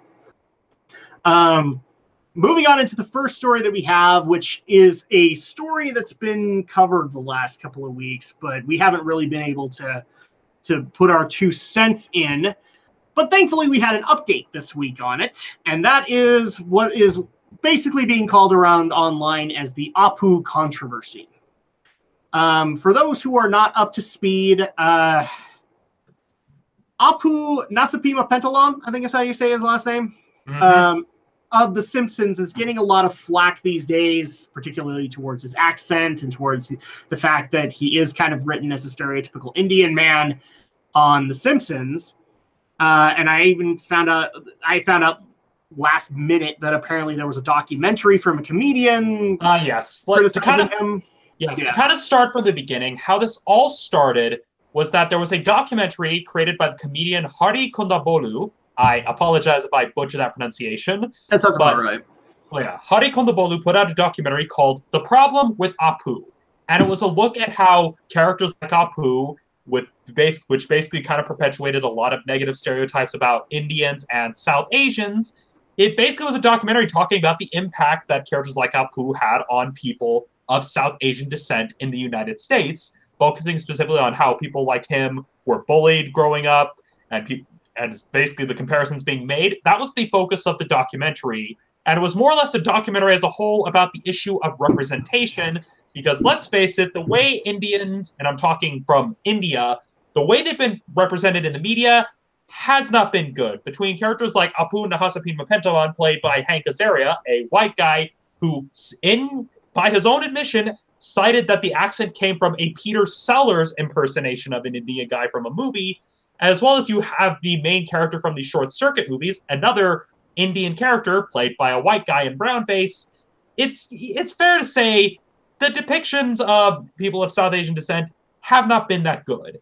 And naturally, once that documentary aired, a lot of people started leveling complaints against The Simpsons about the character of Apu and how it's been handled. Now, which then The Simpsons responded to. I'm actually looking for the quote in the story, basically having a scene with Lisa Simpson going to bed, saying something along the lines that, here we go. Something that started decades ago and was applauded and inoffensive is now politically incorrect. What can you do? And it immediately zooms out on a picture of Apu. Yeah, specifically a signed picture of Apu with the phrase, "Don't have a cow." Now, here's the reason why this added fuel to the fire was because this wasn't just, a conversation between Marge and Lisa. They literally turned to the camera as if they're talking directly to the audience. Yeah, they broke the fourth wall. It was basically the way of the show saying, yeah, we know this is a thing, and we honestly do not care. Now, and what also hasn't helped is that Hank Azaria has done a couple of interviews at this point, one in particular on The Late Show with Stephen Colbert, and also said, he didn't mean to offend people. This is not his aim. But go ahead. But here's the thing. The way the show did it wasn't the way to handle it, whereas Hank Azaria is responding the way the show should have responded. because Hank Azaria on The Late Show with Stephen Colbert explained how he was a little disheartened at the fact that people were bullied because of the character, and that it was basically causing a lot of problem with people of South Asian descent. And the quote that he says here is that the idea that anybody young or old, past or present, was bullied or teased based on the character of Apu, it just makes me really sad. It was certainly not my intention. I want to spread laughter and joy with the character, and the idea that it's brought pain and suffering in any way, that it was used to marginalize people, it's upsetting. See, this is the way they should have responded. Hank Azaria, if anything, is taking the high road here. But we've also had another response after the Hank Azaria interview, because even that had backlash to it. Now Matt Groening has officially come out and weighed in on the controversy itself. I'm not necessarily going to worry about going into the entire story, but I'm going to go ahead and quote him as basically saying, he is quoted as saying in the article, "I am proud of what we do on the show, and I think it's a time in our culture where people love to pretend they're offended." Now, a lot of people haven't liked what Matt has said on the matter, something, and the fact that he had to approve and stamp the response that The Simpsons gave and all that. But let's go ahead and delve into the Apu controversy as much as we can, because again, I'm going to try and keep this to non-political stuff if we can keep it there. But I'm going to go ahead and throw it out to you guys first. Alex, what is your take on the Apu controversy? Where are you standing on it? Well, I don't know really. It is one of those tough subjects. I didn't see the documentary, but I just think it's a little misshapen to get bent out of a fictional character that was created nearly 30 years ago here. And, and yes, I feel that unfortunately some people were probably bullied because of Apu, but unfortunately that's just unfortunately a sad byproduct. I mean, if it hadn't been Apu, it would have been something else. It doesn't take a fictional character to be an asshole. I got bullied for plenty of other stupid reasons as a little kid. I think all of us would have stories similar to that. It didn't necessarily need to be like this stereotype. They just happen. Right. And, and the fact, I know this is an excuse, so some will probably just find it flimsy because everybody else has fallen back on this, but I can't think of any other way to really state it. But the whole cast of The Simpsons is built on a slew of stereotypes from the white working class, the angry Scotsman. And how many of them does Hank Azaria play? That's the other thing that people neglect too, because he's B-Man, isn't he? No, I think B-Man is Castellaneta. Oh, is that Castellaneta? Yeah, I think so. Because I know that he's got Apu, but he's got a couple of other stereotypes under his belt too. Well, he does Dr. Nick, which is a very there you go, which he's got on record also saying that he was doing a Ricky Ricardo impression. So okay, there you go, Azaria, you've been stereotyping a Cuban actor for about 30 years.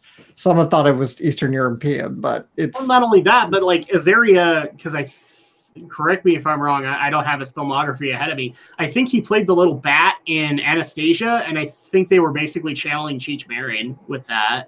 Yeah, looking at the list of some of the other characters, Hank Azaria, in addition to Apu, voices Mo Sislak, Chief Wiggum, comic book guy Carl Carlson. So there you have the issue of white guy voicing a black guy. That raises another issue there. Voice acting is full of it's voice acting, and that's a much we've covered this roughly. Like we covered this the whole Laura Bailey scandal. Okay? When it comes to voice acting, it's such a hard kind of grayish area, because voice acting is a very specific kind of acting skill that is very difficult to do. So yes. Okay. So Romney, do you want to go ahead and weigh in, or? Well, here's the thing. This is very much an issue that isn't going to be resolved overnight. No. And I can understand because again, the documentary, it used Apu as a starting point. That's one thing a lot of people misinterpret about documentaries like these. It's the same thing you see with the documentary Super Size Me, where they think they're only talking about just the one thing, when it's talking about an issue as a whole, using the one thing as a starting point. The point is, that uses Apu as a starting point to discuss the problems of South Asian representation in media. Apu is the most recognizable Indian character that most people think of, so naturally you're going to use that as a frame of reference, similar to if you're making a documentary about fast food, of course you're going to use McDonald's as the framing reference. It's the most ubiquitous. And a lot of people are kind of missing the point that it's not just about Apu. Apu is just the biggest example, and it does bring up an issue that with representation. I mean, I've gone on record, and people have rightfully complained about my soapbox and my Edge of Tomorrow review about the topic of whitewashing. I do have a problem with it. But honestly, it's a discussion that needs to be had.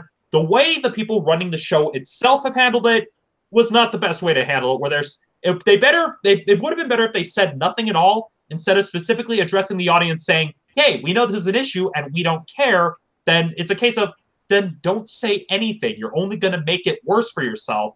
But I do have to give major props. Hank Azaria, out of everyone, is handling it the most diplomatic way. He's handles it probably the best way anyone else should handle it, where he's open to the idea of bringing in new writers, even if they're recasting. He's a case of, hey, yeah, I'm open to change because I understand where people are coming from. Matt Groening, on the other hand, and the other writers on The Simpsons, not so much. Because even Al Jean, the current showrunner for The Simpsons, has even gone on record saying, hey, yeah, we could probably do better. We'll try to do better.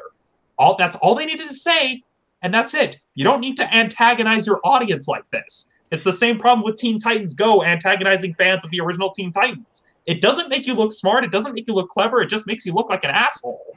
Yeah, I guess if I, devil's advocate, want to see it from the writer's perspective, it's sort of like, somebody trying to edge in on what I can do as a writer or my expression. That I'm just saying that's from their point of view. Whether or not you agree with that, it's up to you. But because we're getting a lot of that. We've seen a lot of that kind of blowback between the influence of people like Anita Sarkeesian in gaming or Zoe Quinn, and it's sort of like it's this tug of war between where does my freedom of expression start and end versus where does the need for me to be a responsible media creator come in? Is it my job to be a responsible media creator, or is it just my job to make an entertaining product? And it's but then I would also ask the question, define responsible, because at that point that's another thing that's so open-ended that it can change on a dime. Yeah, and that's a problem. And even having discussions like that, that's a case of there's a right way and a wrong way to even assert that discussion of, hey, I'm the one writing this, I'm going to tell the story I want to tell. But you can address that and still say that without purposefully antagonizing people, because that's the thing. That's the problem I have, is the fact that they went out of the way to antagonize the people and basically try to wave off. It's very much a case of, rather than waste the animation and writing and voiceover to basically chastise the audience for having a problem with something, just don't say anything at all. Just literally ignore it and it'll go away. That's what media has done for years. What kind of needed to happen here is that, because, I mean, granted, they're not a perfect example, but Trey Parker and Matt Stone get a lot of controversy for every kind of topic that they talk about on South Park, and they literally address issues from both sides. They address things from an extreme angle, and I know that in some cases Trey and Matt like to poke people and just kind of instigate things further. But for the most part, a lot of their responses are, we're getting back to work because this is comedy and this is what we wanted to. Kind of thing. And so at that point, that's probably the better answer, is for just the Simpsons crew to get back to work and let the ratings kind of sort themselves out. Yeah, and looking at this, apparently, I don't know which one of you said it was Bumblebee Man, but Hank Azaria is the voice of the Bumblebee Man. Oh, okay, I could have sworn it was him. Yeah. So at that point, okay, this is something that thankfully I've had 2 weeks to kind of hash out and figure out my thoughts on the matter. Because the bottom line is like, I can understand all the arguments that are being brought up here. I can understand both sides of it, but I can also, I don't necessarily sympathize. I empathize with people when I come towards these arguments. So my bottom line is that I don't necessarily, because I've seen pieces of this documentary and I've seen how this guy comes after Apu. I'm not saying you're in the wrong, but even I kind of looked at your portrayal, and you literally make it sound like Apu Nasahima Pentalon was like out there poking you with a stick and out there trying to make your day hard. And I don't believe that's the case because, first of all, Apu is a fictional character. Apu is an animated character, so there's no way he could poke you with a stick, kind of thing.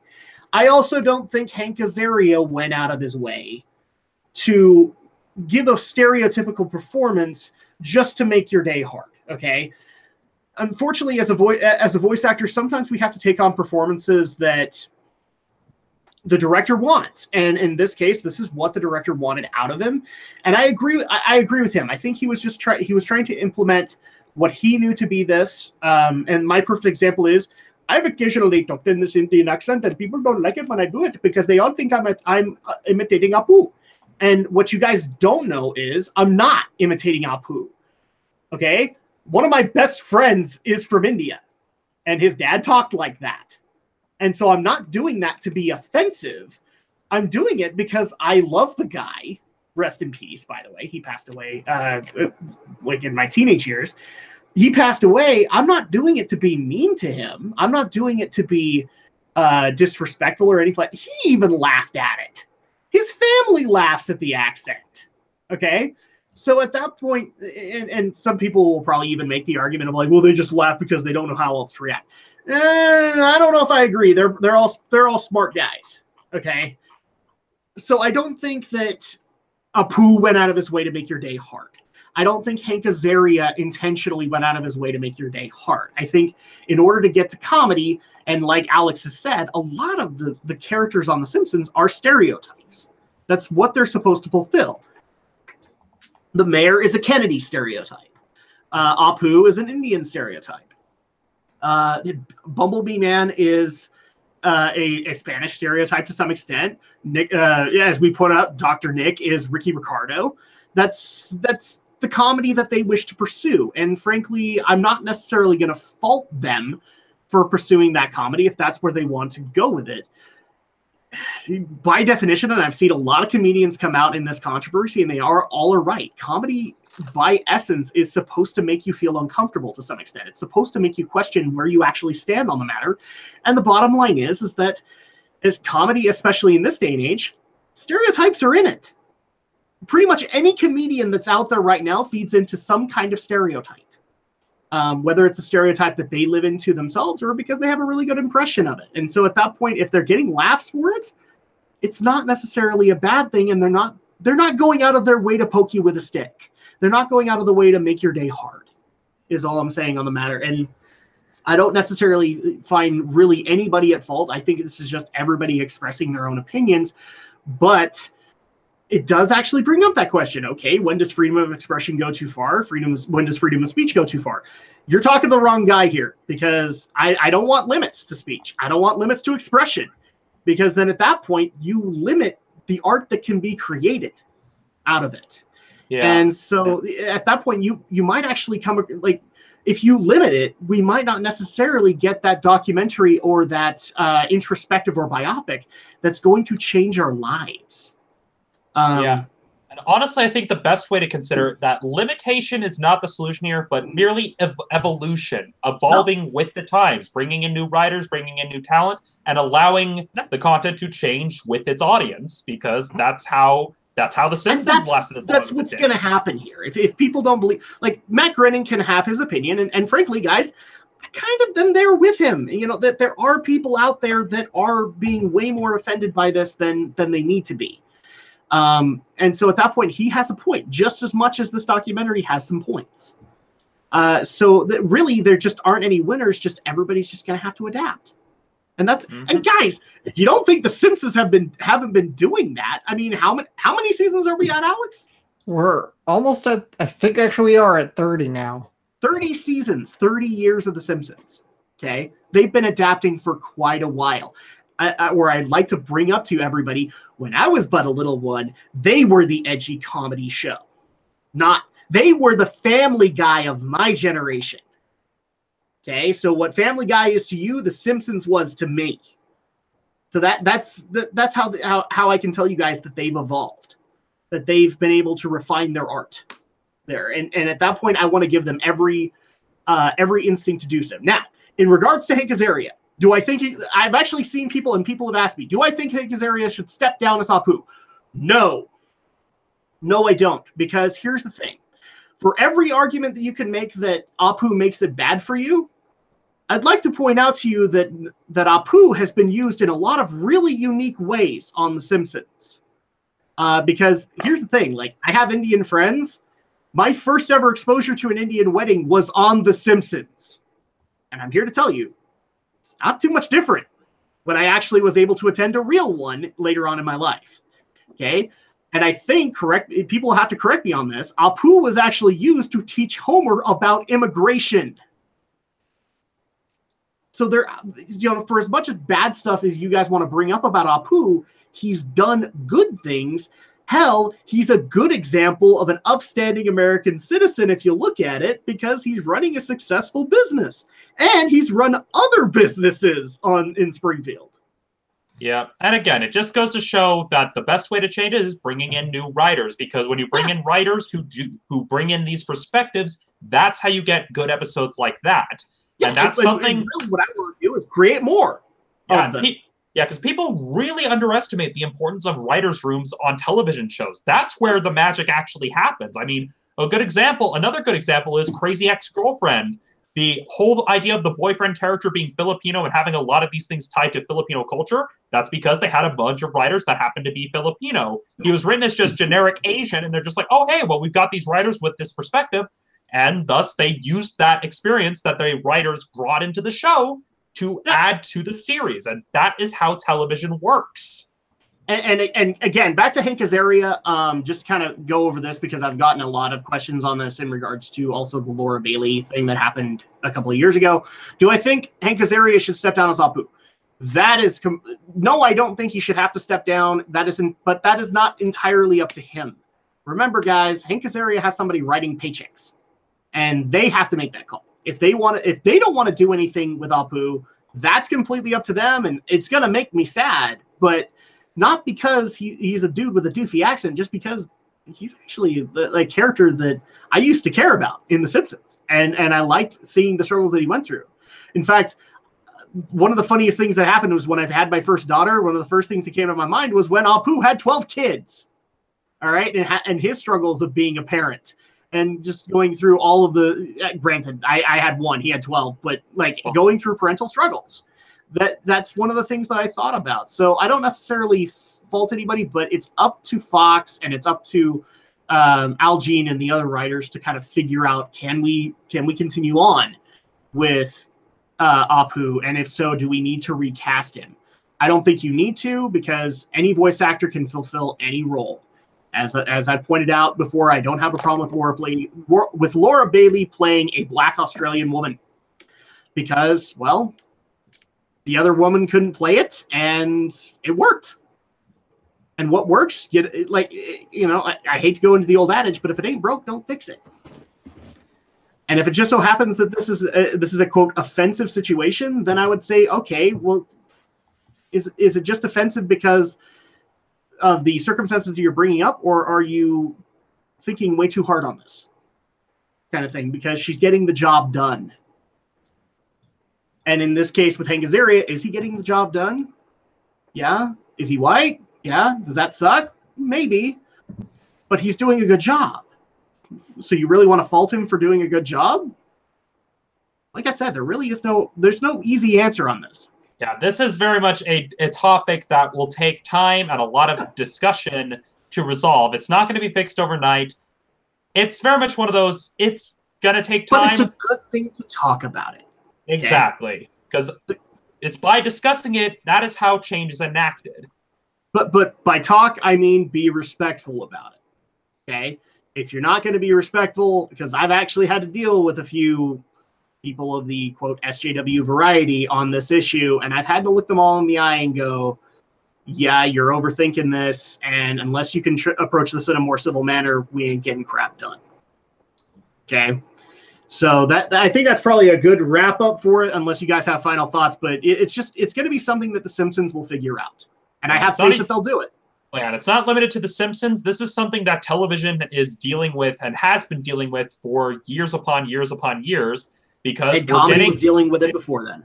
well, yeah, and the big thing to consider is that we're now getting a bunch of writers that are coming from a bunch of different backgrounds. They are getting into the industry, and so that's how things like this change. That's how we end up with shows like Crazy Ex-Girlfriend or Silicon Valley. I mean, because if this sort of thing didn't happen, we'd be stuck with things like Laurel and Hardy and various iterations of I Love Lucy. Wow, just think of Laurel and Hardy in this day and age. Would it even go over? No, not really.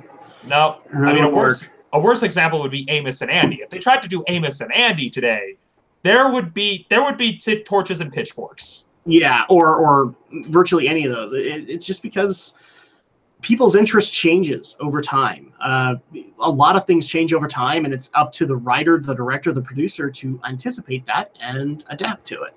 Well, yeah, like imagine if Mel Brooks was trying to get into the industry today as a young writer. Well, he'd still make it work because, like, you know, he can do the stereotypes pretty well, but he probably wouldn't have had such a springboard to his career as he did back in the 70s and 80s when he was doing a lot of his spoofs.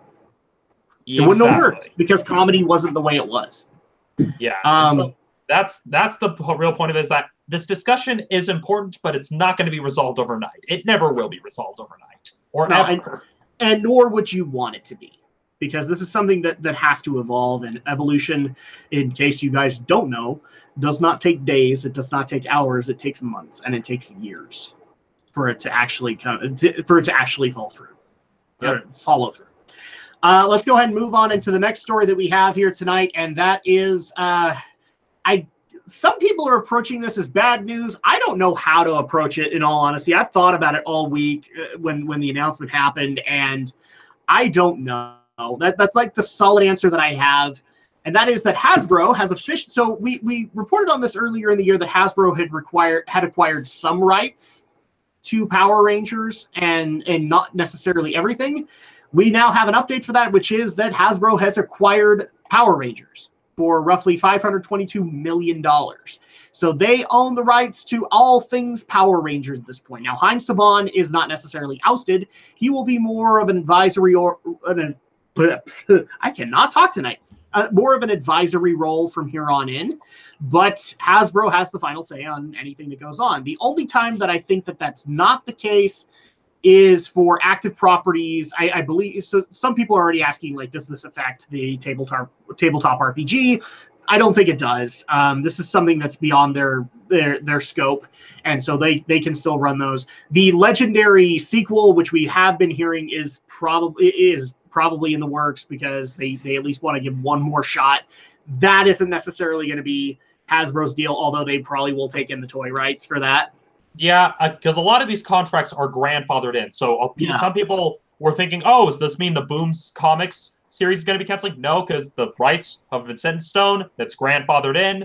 And given what I've heard about IDW, let's hope it stays with Boom Comics. But the part that gets a little confusing here is when we get to the series itself. Mm-hmm. So from what we can tell, the series, and we're talking all of the existing stuff on syndication and everything like that, is owned by Hasbro. So they are running things from here on in. The only thing that gets confusing about it is whether or not they have any say with Nickelodeon continuing on the series. So, like, a lot of people are asking, does this affect Power Rangers Beast Morphers? Apparently it doesn't in a lot of people's perspectives.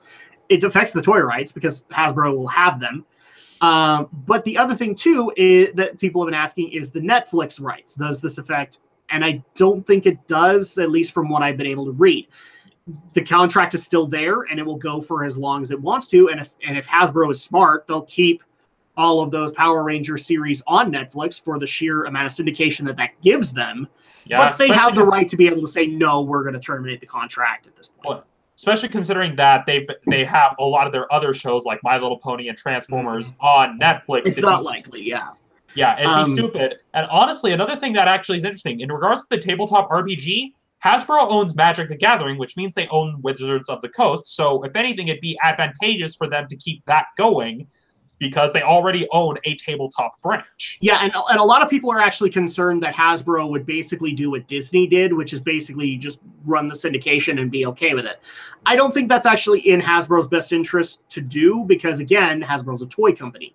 So at that point, the way that a toy company makes money, making more toys and being able to sell them. So it's actually in their best interest that Power Rangers continues to run seasons as long as Nickelodeon will have them. Well, yeah, but here's where things get kind of tricky, and this is where I'm coming from with this. Because to those who don't already know, because we've talked about this repeatedly, Power Rangers is based on a Japanese series called Super Sentai, which in turn is funded and produced by Bandai. So it's especially considering that the next season of Power Rangers, Beast Morphers, is based on the 2012 Sentai series Go Buster, and not any of the newer shows like Q Ranger or even Lupin Ranger versus Pat Ranger. And so that raises the question, are they still going to be able to get the rights to the Super Sentai series, or are they going to have to recycle old seasons and produce new episodes on their own? And right now, that seems very unclear. Now, a lot of people are going off the speculation that since Haim Saban is still there in an advisory role, that you still have your connection to be able to get that. I would tend to agree, but that just, to me, I look at that and go, well, how many connections does Haim have left, and can he keep them going? We don't know. We don't necessarily know that. I'm not sure this will be as big of a concern because Super Sentai is mostly owned by the Toei company, isn't it? I think Bandai's just mostly been a merchandising partner. Yeah, but Bandai actually has a major stake in the production of the Super Sentai series because they designed the mecha, they designed the props. So although Toei is the majority owner, Bandai is pretty much has got a major stake very invested. in it.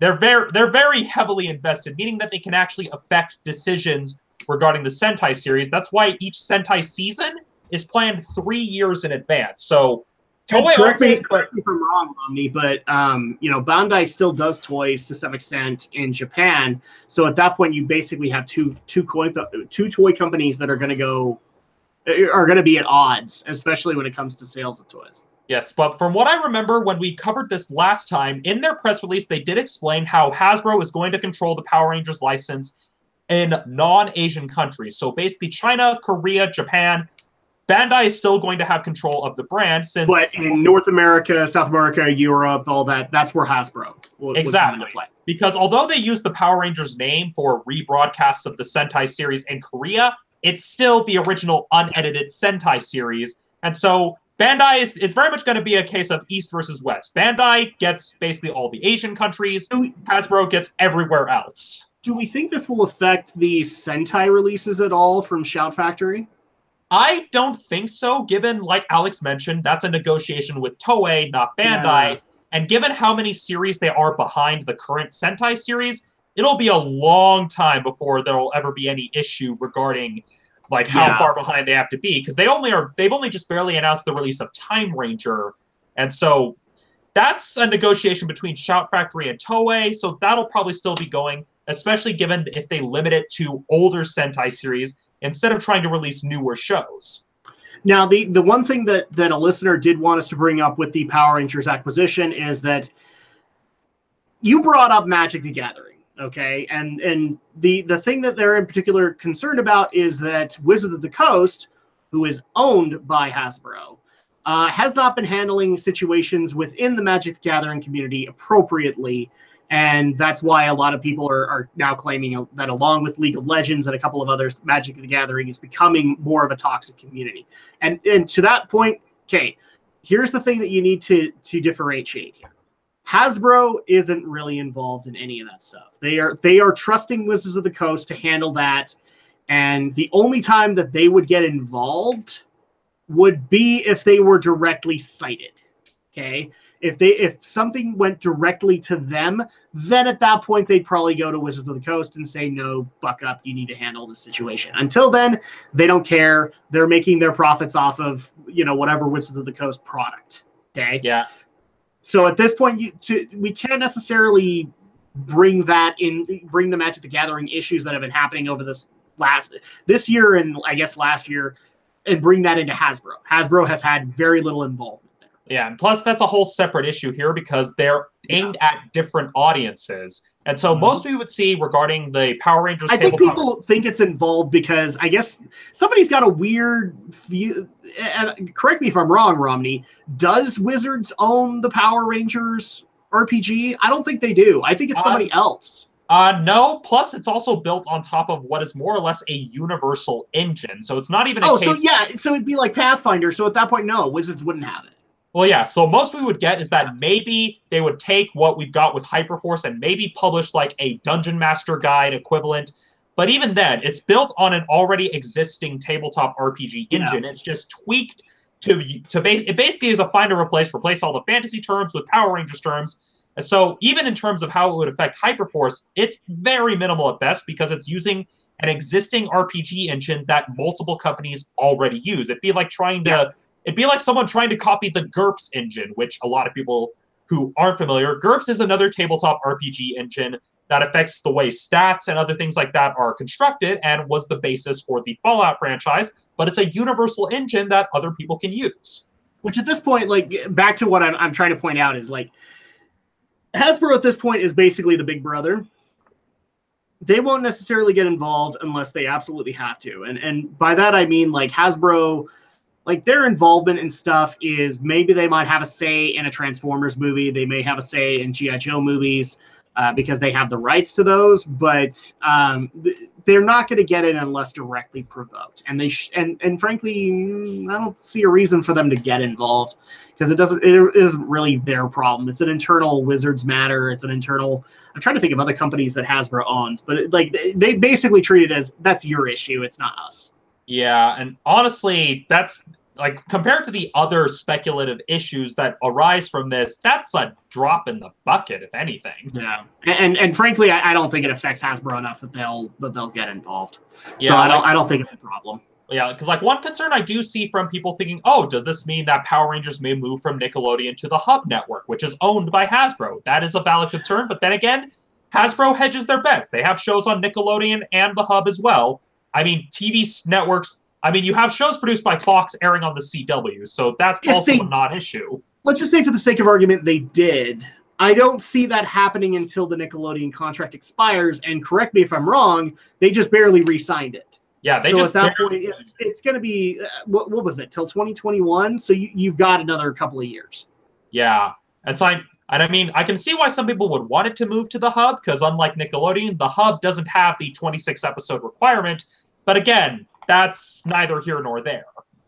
Yeah. So, Alex, do you have any thoughts on this one? I think we've pretty much covered everything because, again, this doesn't affect the tabletop RPG, really doesn't affect the Legendary movies, although I do think Hasbro will just have a say from this point on, but they can be overridden. Where are you standing with it, Alex? Yeah, I'll just have to just kind of sit and watch and see what really develops out of it. It's an interesting new move on the franchise. I think it's probably the best move for Hasbro. Like, I mean, Power Rangers toys still sell. Yeah, I mean, it's amazing because we went from Saban to Disney, back to Saban, and now to Hasbro. Yeah. And in the meantime, we've had Bandai, we've had Toei, we've had a number of other licensees to have to deal with, and now it's just Hasbro from the American side that we have to deal with. Yeah, although it raises, I guess in my mind, I'm just thinking, okay, this also raises other questions, given that Hasbro has a Japanese partner company, and they have a bunch of tokusatsu shows that Takara, the Japanese partner company, have produced. I'm just thinking, does this mean we may get the people behind Power Rangers trying to adapt some of those shows in the near future? I mean, I can kind of see them maybe as kind of counter-programming. But then again, that would kind of shoot themselves in the foot. But that's just me as a tokusatsu fanboy speculating. Yeah, it's more of a maybe as far as I'm concerned. So moving on into our final story of the evening, because we actually are running out of time, and this one's kind of cool in a weird way if it actually is able to work.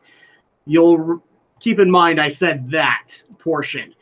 So Fox is currently developing a choose-your-own-adventure movie that audiences can control via their phones.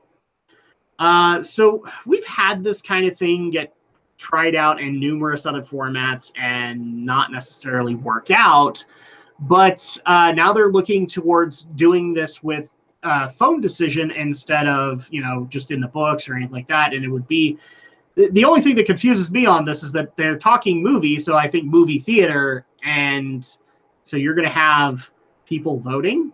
This is going to be like American Idol for the outcome of your choose your own adventure. And what happens if you get like that really, really early ending that kills you and you paid $7 for it? Well, here's the thing. This is not a new gimmick. This is something that has been done way back in the 50s. A lot of people may remember a certain producer by the name of William Castle who did this as one of the many different gimmicks in terms of films as a means to get people to come to the theater, since back in the 50s, television was coming around. Yeah. And so this is nothing new. And in my mind, I look at this and I'm just like, it's been done before. And honestly, the best way to do it is not in a movie theater. Because there was actually a Choose Your Own Adventure movie back in the day that was released on DVD that allowed you to make the choices. And, well, it's easier to navigate that on a DVD or even through streaming.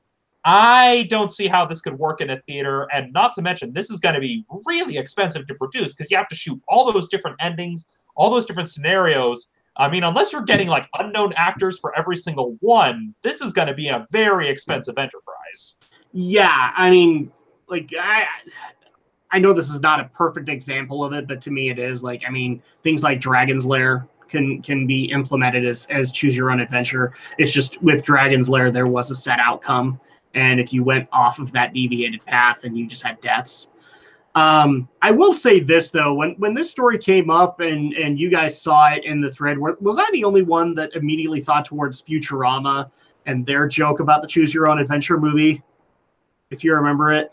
I don't remember it. It doesn't really ring a bell, so, but what was the soap opera that was? I think it was All My Circuits. Oh yeah, I remember now. So in the theater, it was like All My Circuits, the movie, and it's like, would you like to see Calculon do his taxes, or go and save the day? And Fry would press the button and just go, "You've pressed option 1." No, I didn't. I'm almost positive you did. You know, and just having that happen. Yeah, honestly, like, the thing that it reminds me of is that this also has been done in a theater format. Some people who remember this, I didn't actually get to see it, but it was told to me by my older brother that in certain planetariums, they had a Where in the Galaxy is Carmen Sandiego, and that had the Choose Your Own Adventure format where you pushed the buttons and whichever ones got pushed the most often led to the decision. And on the particular playthrough that my brother attended to that led to them finding Carmen Sandiego on Halley's Comet somehow because reasons. Not just Carmen Sandiego. There were other ones that they did that were like choose your own adventure kind of deals, but most of them were involving space in some way or form. Yes, yeah, those did happen. Yes, and so I just look at this and I'm just like, it's been done. I mean, good on you for trying to bring back an old idea, I guess, but it's like the way people are not saying, oh, it's brand new. I'm just like, no, it isn't. It's not brand new at all. We've been doing this crap since the 50s. Not really. It's interesting that you want to incorporate the phone. And again, I agree with Romney. This should be a home theater thing. It should not be in theater with the way ticket prices are right now. Yeah, because the bottom line is if you get that ending, then you have to go. Well, yeah, but that's what they're banking on as well, is the whole case of, oh, hey. Yeah, they want this to be a quarter muncher. And what I'm saying is I don't think a quarter muncher model works in this day and age. No, especially given how expensive tickets have been getting. This is not going to get people to come back. And for those who don't believe that that's the case, need I bring up microtransactions? Yeah. Because that's basically what this is. Yeah, so imagine if EA decided to open a movie theater. This is what you would get. Oh, Romney, don't give them ideas. That's bad Romney. I'm just saying, they'll probably do it if they haven't done it already. I mean, for all we know, they'll do Mass Effect Choose Your Own Adventure. And then you pay the money, go several times, and you realize, wait a minute, they only gave us the one ending. Well, like one thing that's going to come up next week is something like this has been implemented, and it's not getting good publicity. So I'll leave it at that because we're not going to cover it here. Not this week. We'll cover it next week. And honestly, the other thing that worries me is, okay, if they try applying this technology to other genres, I mean, given how bad waifu wars can get, imagine if they tried applying this to an anime like Darling in the Franxx. People would probably murder each other with their chairs. Harem anime would die. It would die a horrible, painful death because people would literally just pick the one that they liked, and then you'd have really weird endings where people wouldn't care. Yeah. And the other thing too is if this is in a movie theater environment, then you basically have to bribe the entire theater if that's the ending you want. Yeah, and honestly, I mean, I could see this being like, okay, we'll set up this thing where you have a choose-your-own-adventure harem anime film, and then we have a separate set of seats, so that way you can pay to watch the ensuing chaos that breaks out. Alex, what's your take on this? Is this something that you would pay to see, like a choose-your-own-adventure movie that you activate via your phone? No, because the story would stop and start and reset itself every like 3 seconds as kids. And we're talking breaks that would probably be like interludes or not, intermissions. I can't see this working at all. It's got bad idea. I mean, you know, we have these choose your own adventures. They're called video games, and they've been, you know, pretty successful for the last 40 years. So yeah, I mean, Telltale has already basically been doing this exact thing. Yeah, pretty much.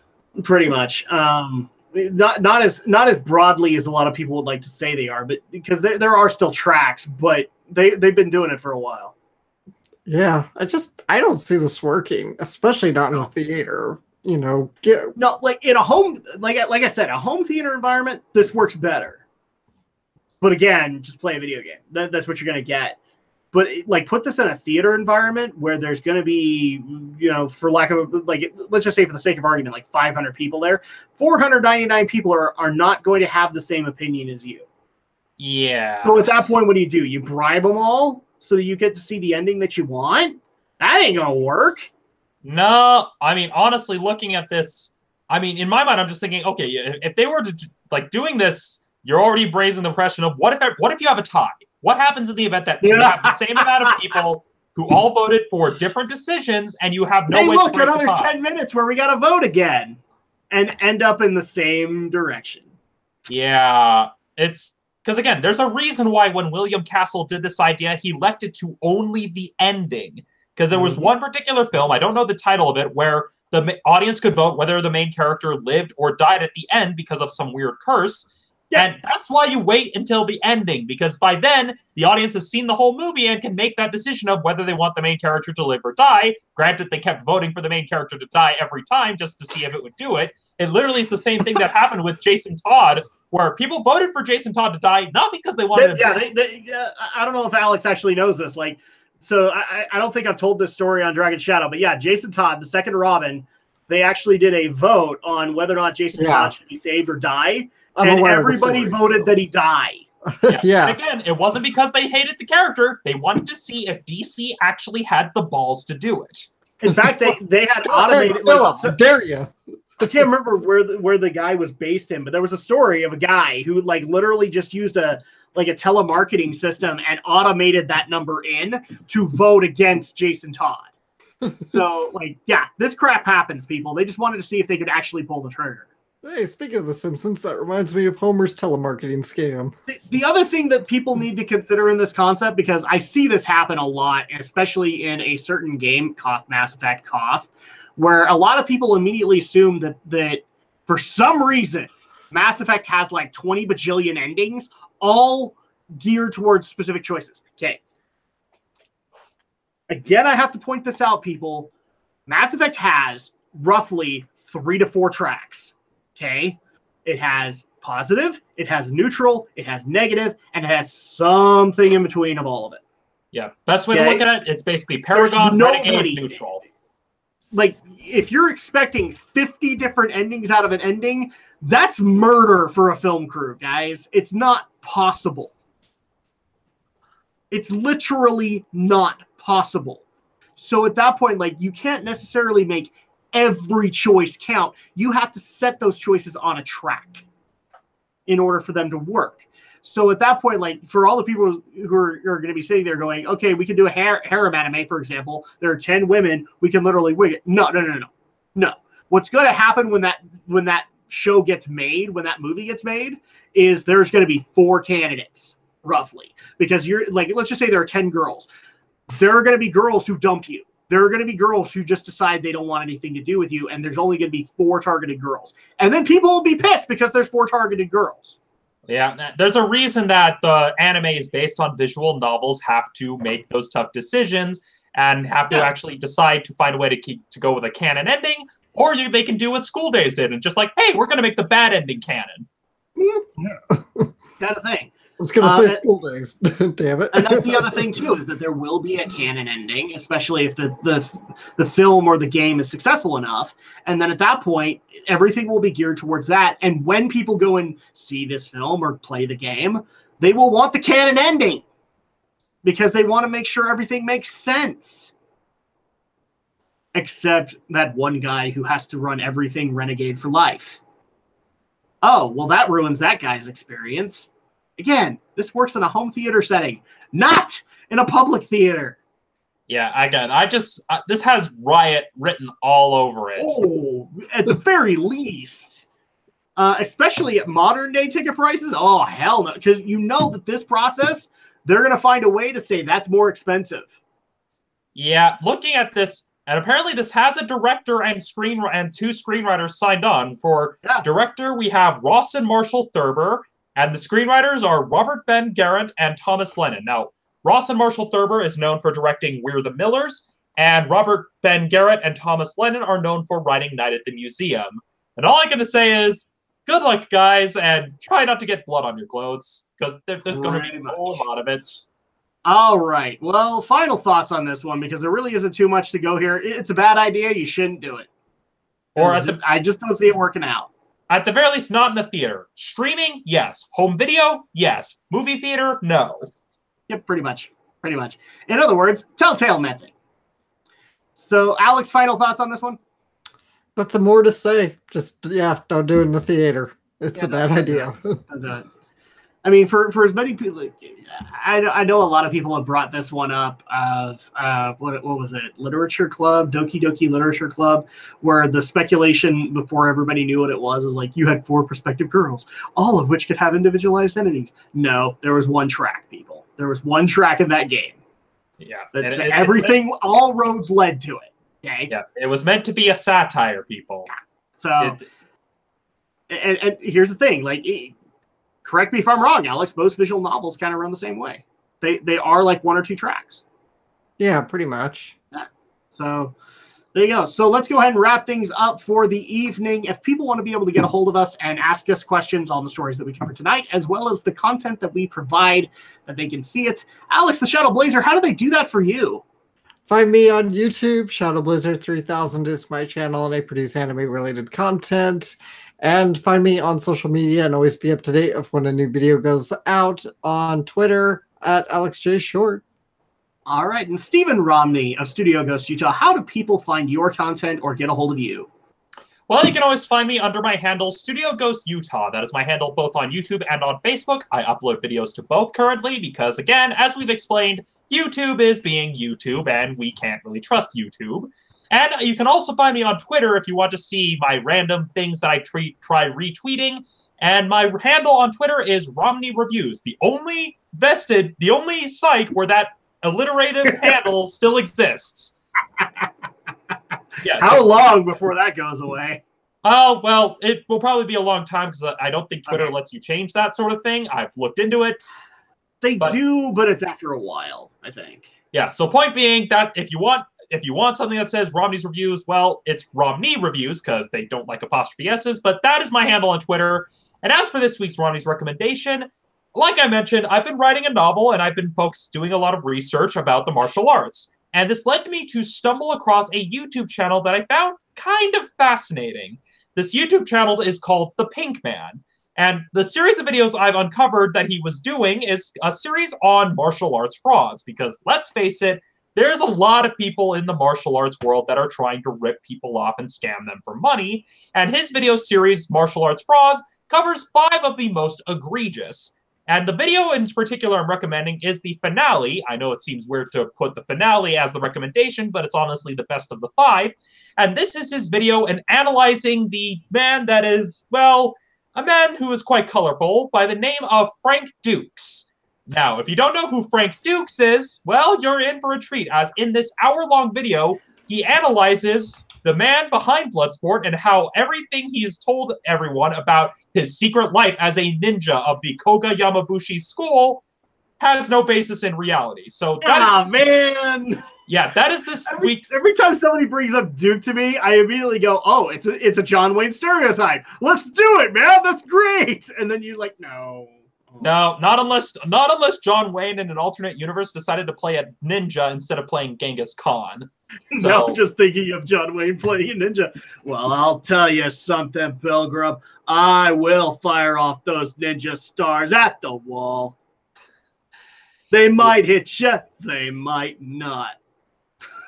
yeah, point being, that's this week's Romney's recommendation is the Pink Man's video titled Frank Dukes, The True Story of Bloodsport.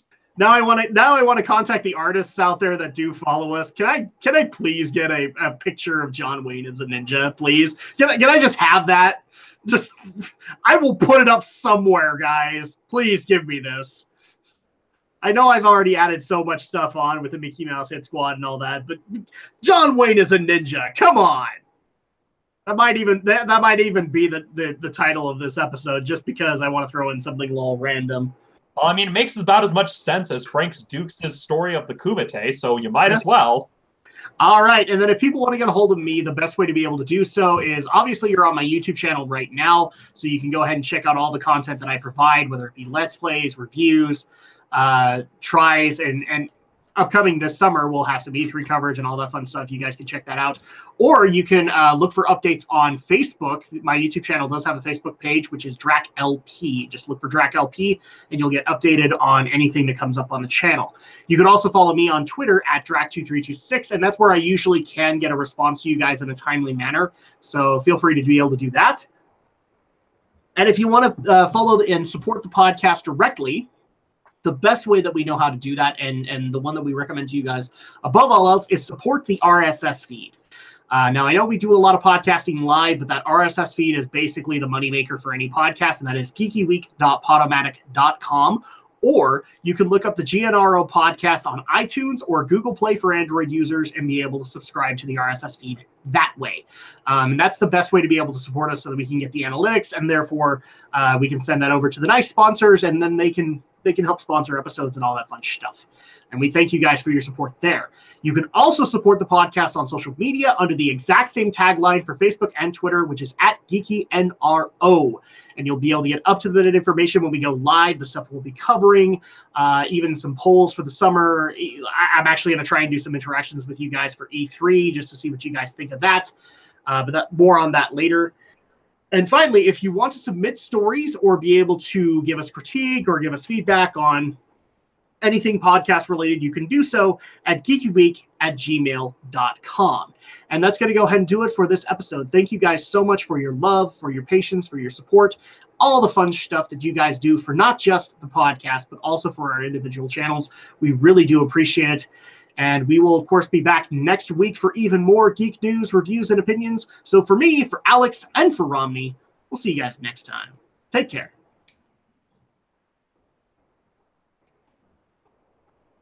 Because I have to salute the camera.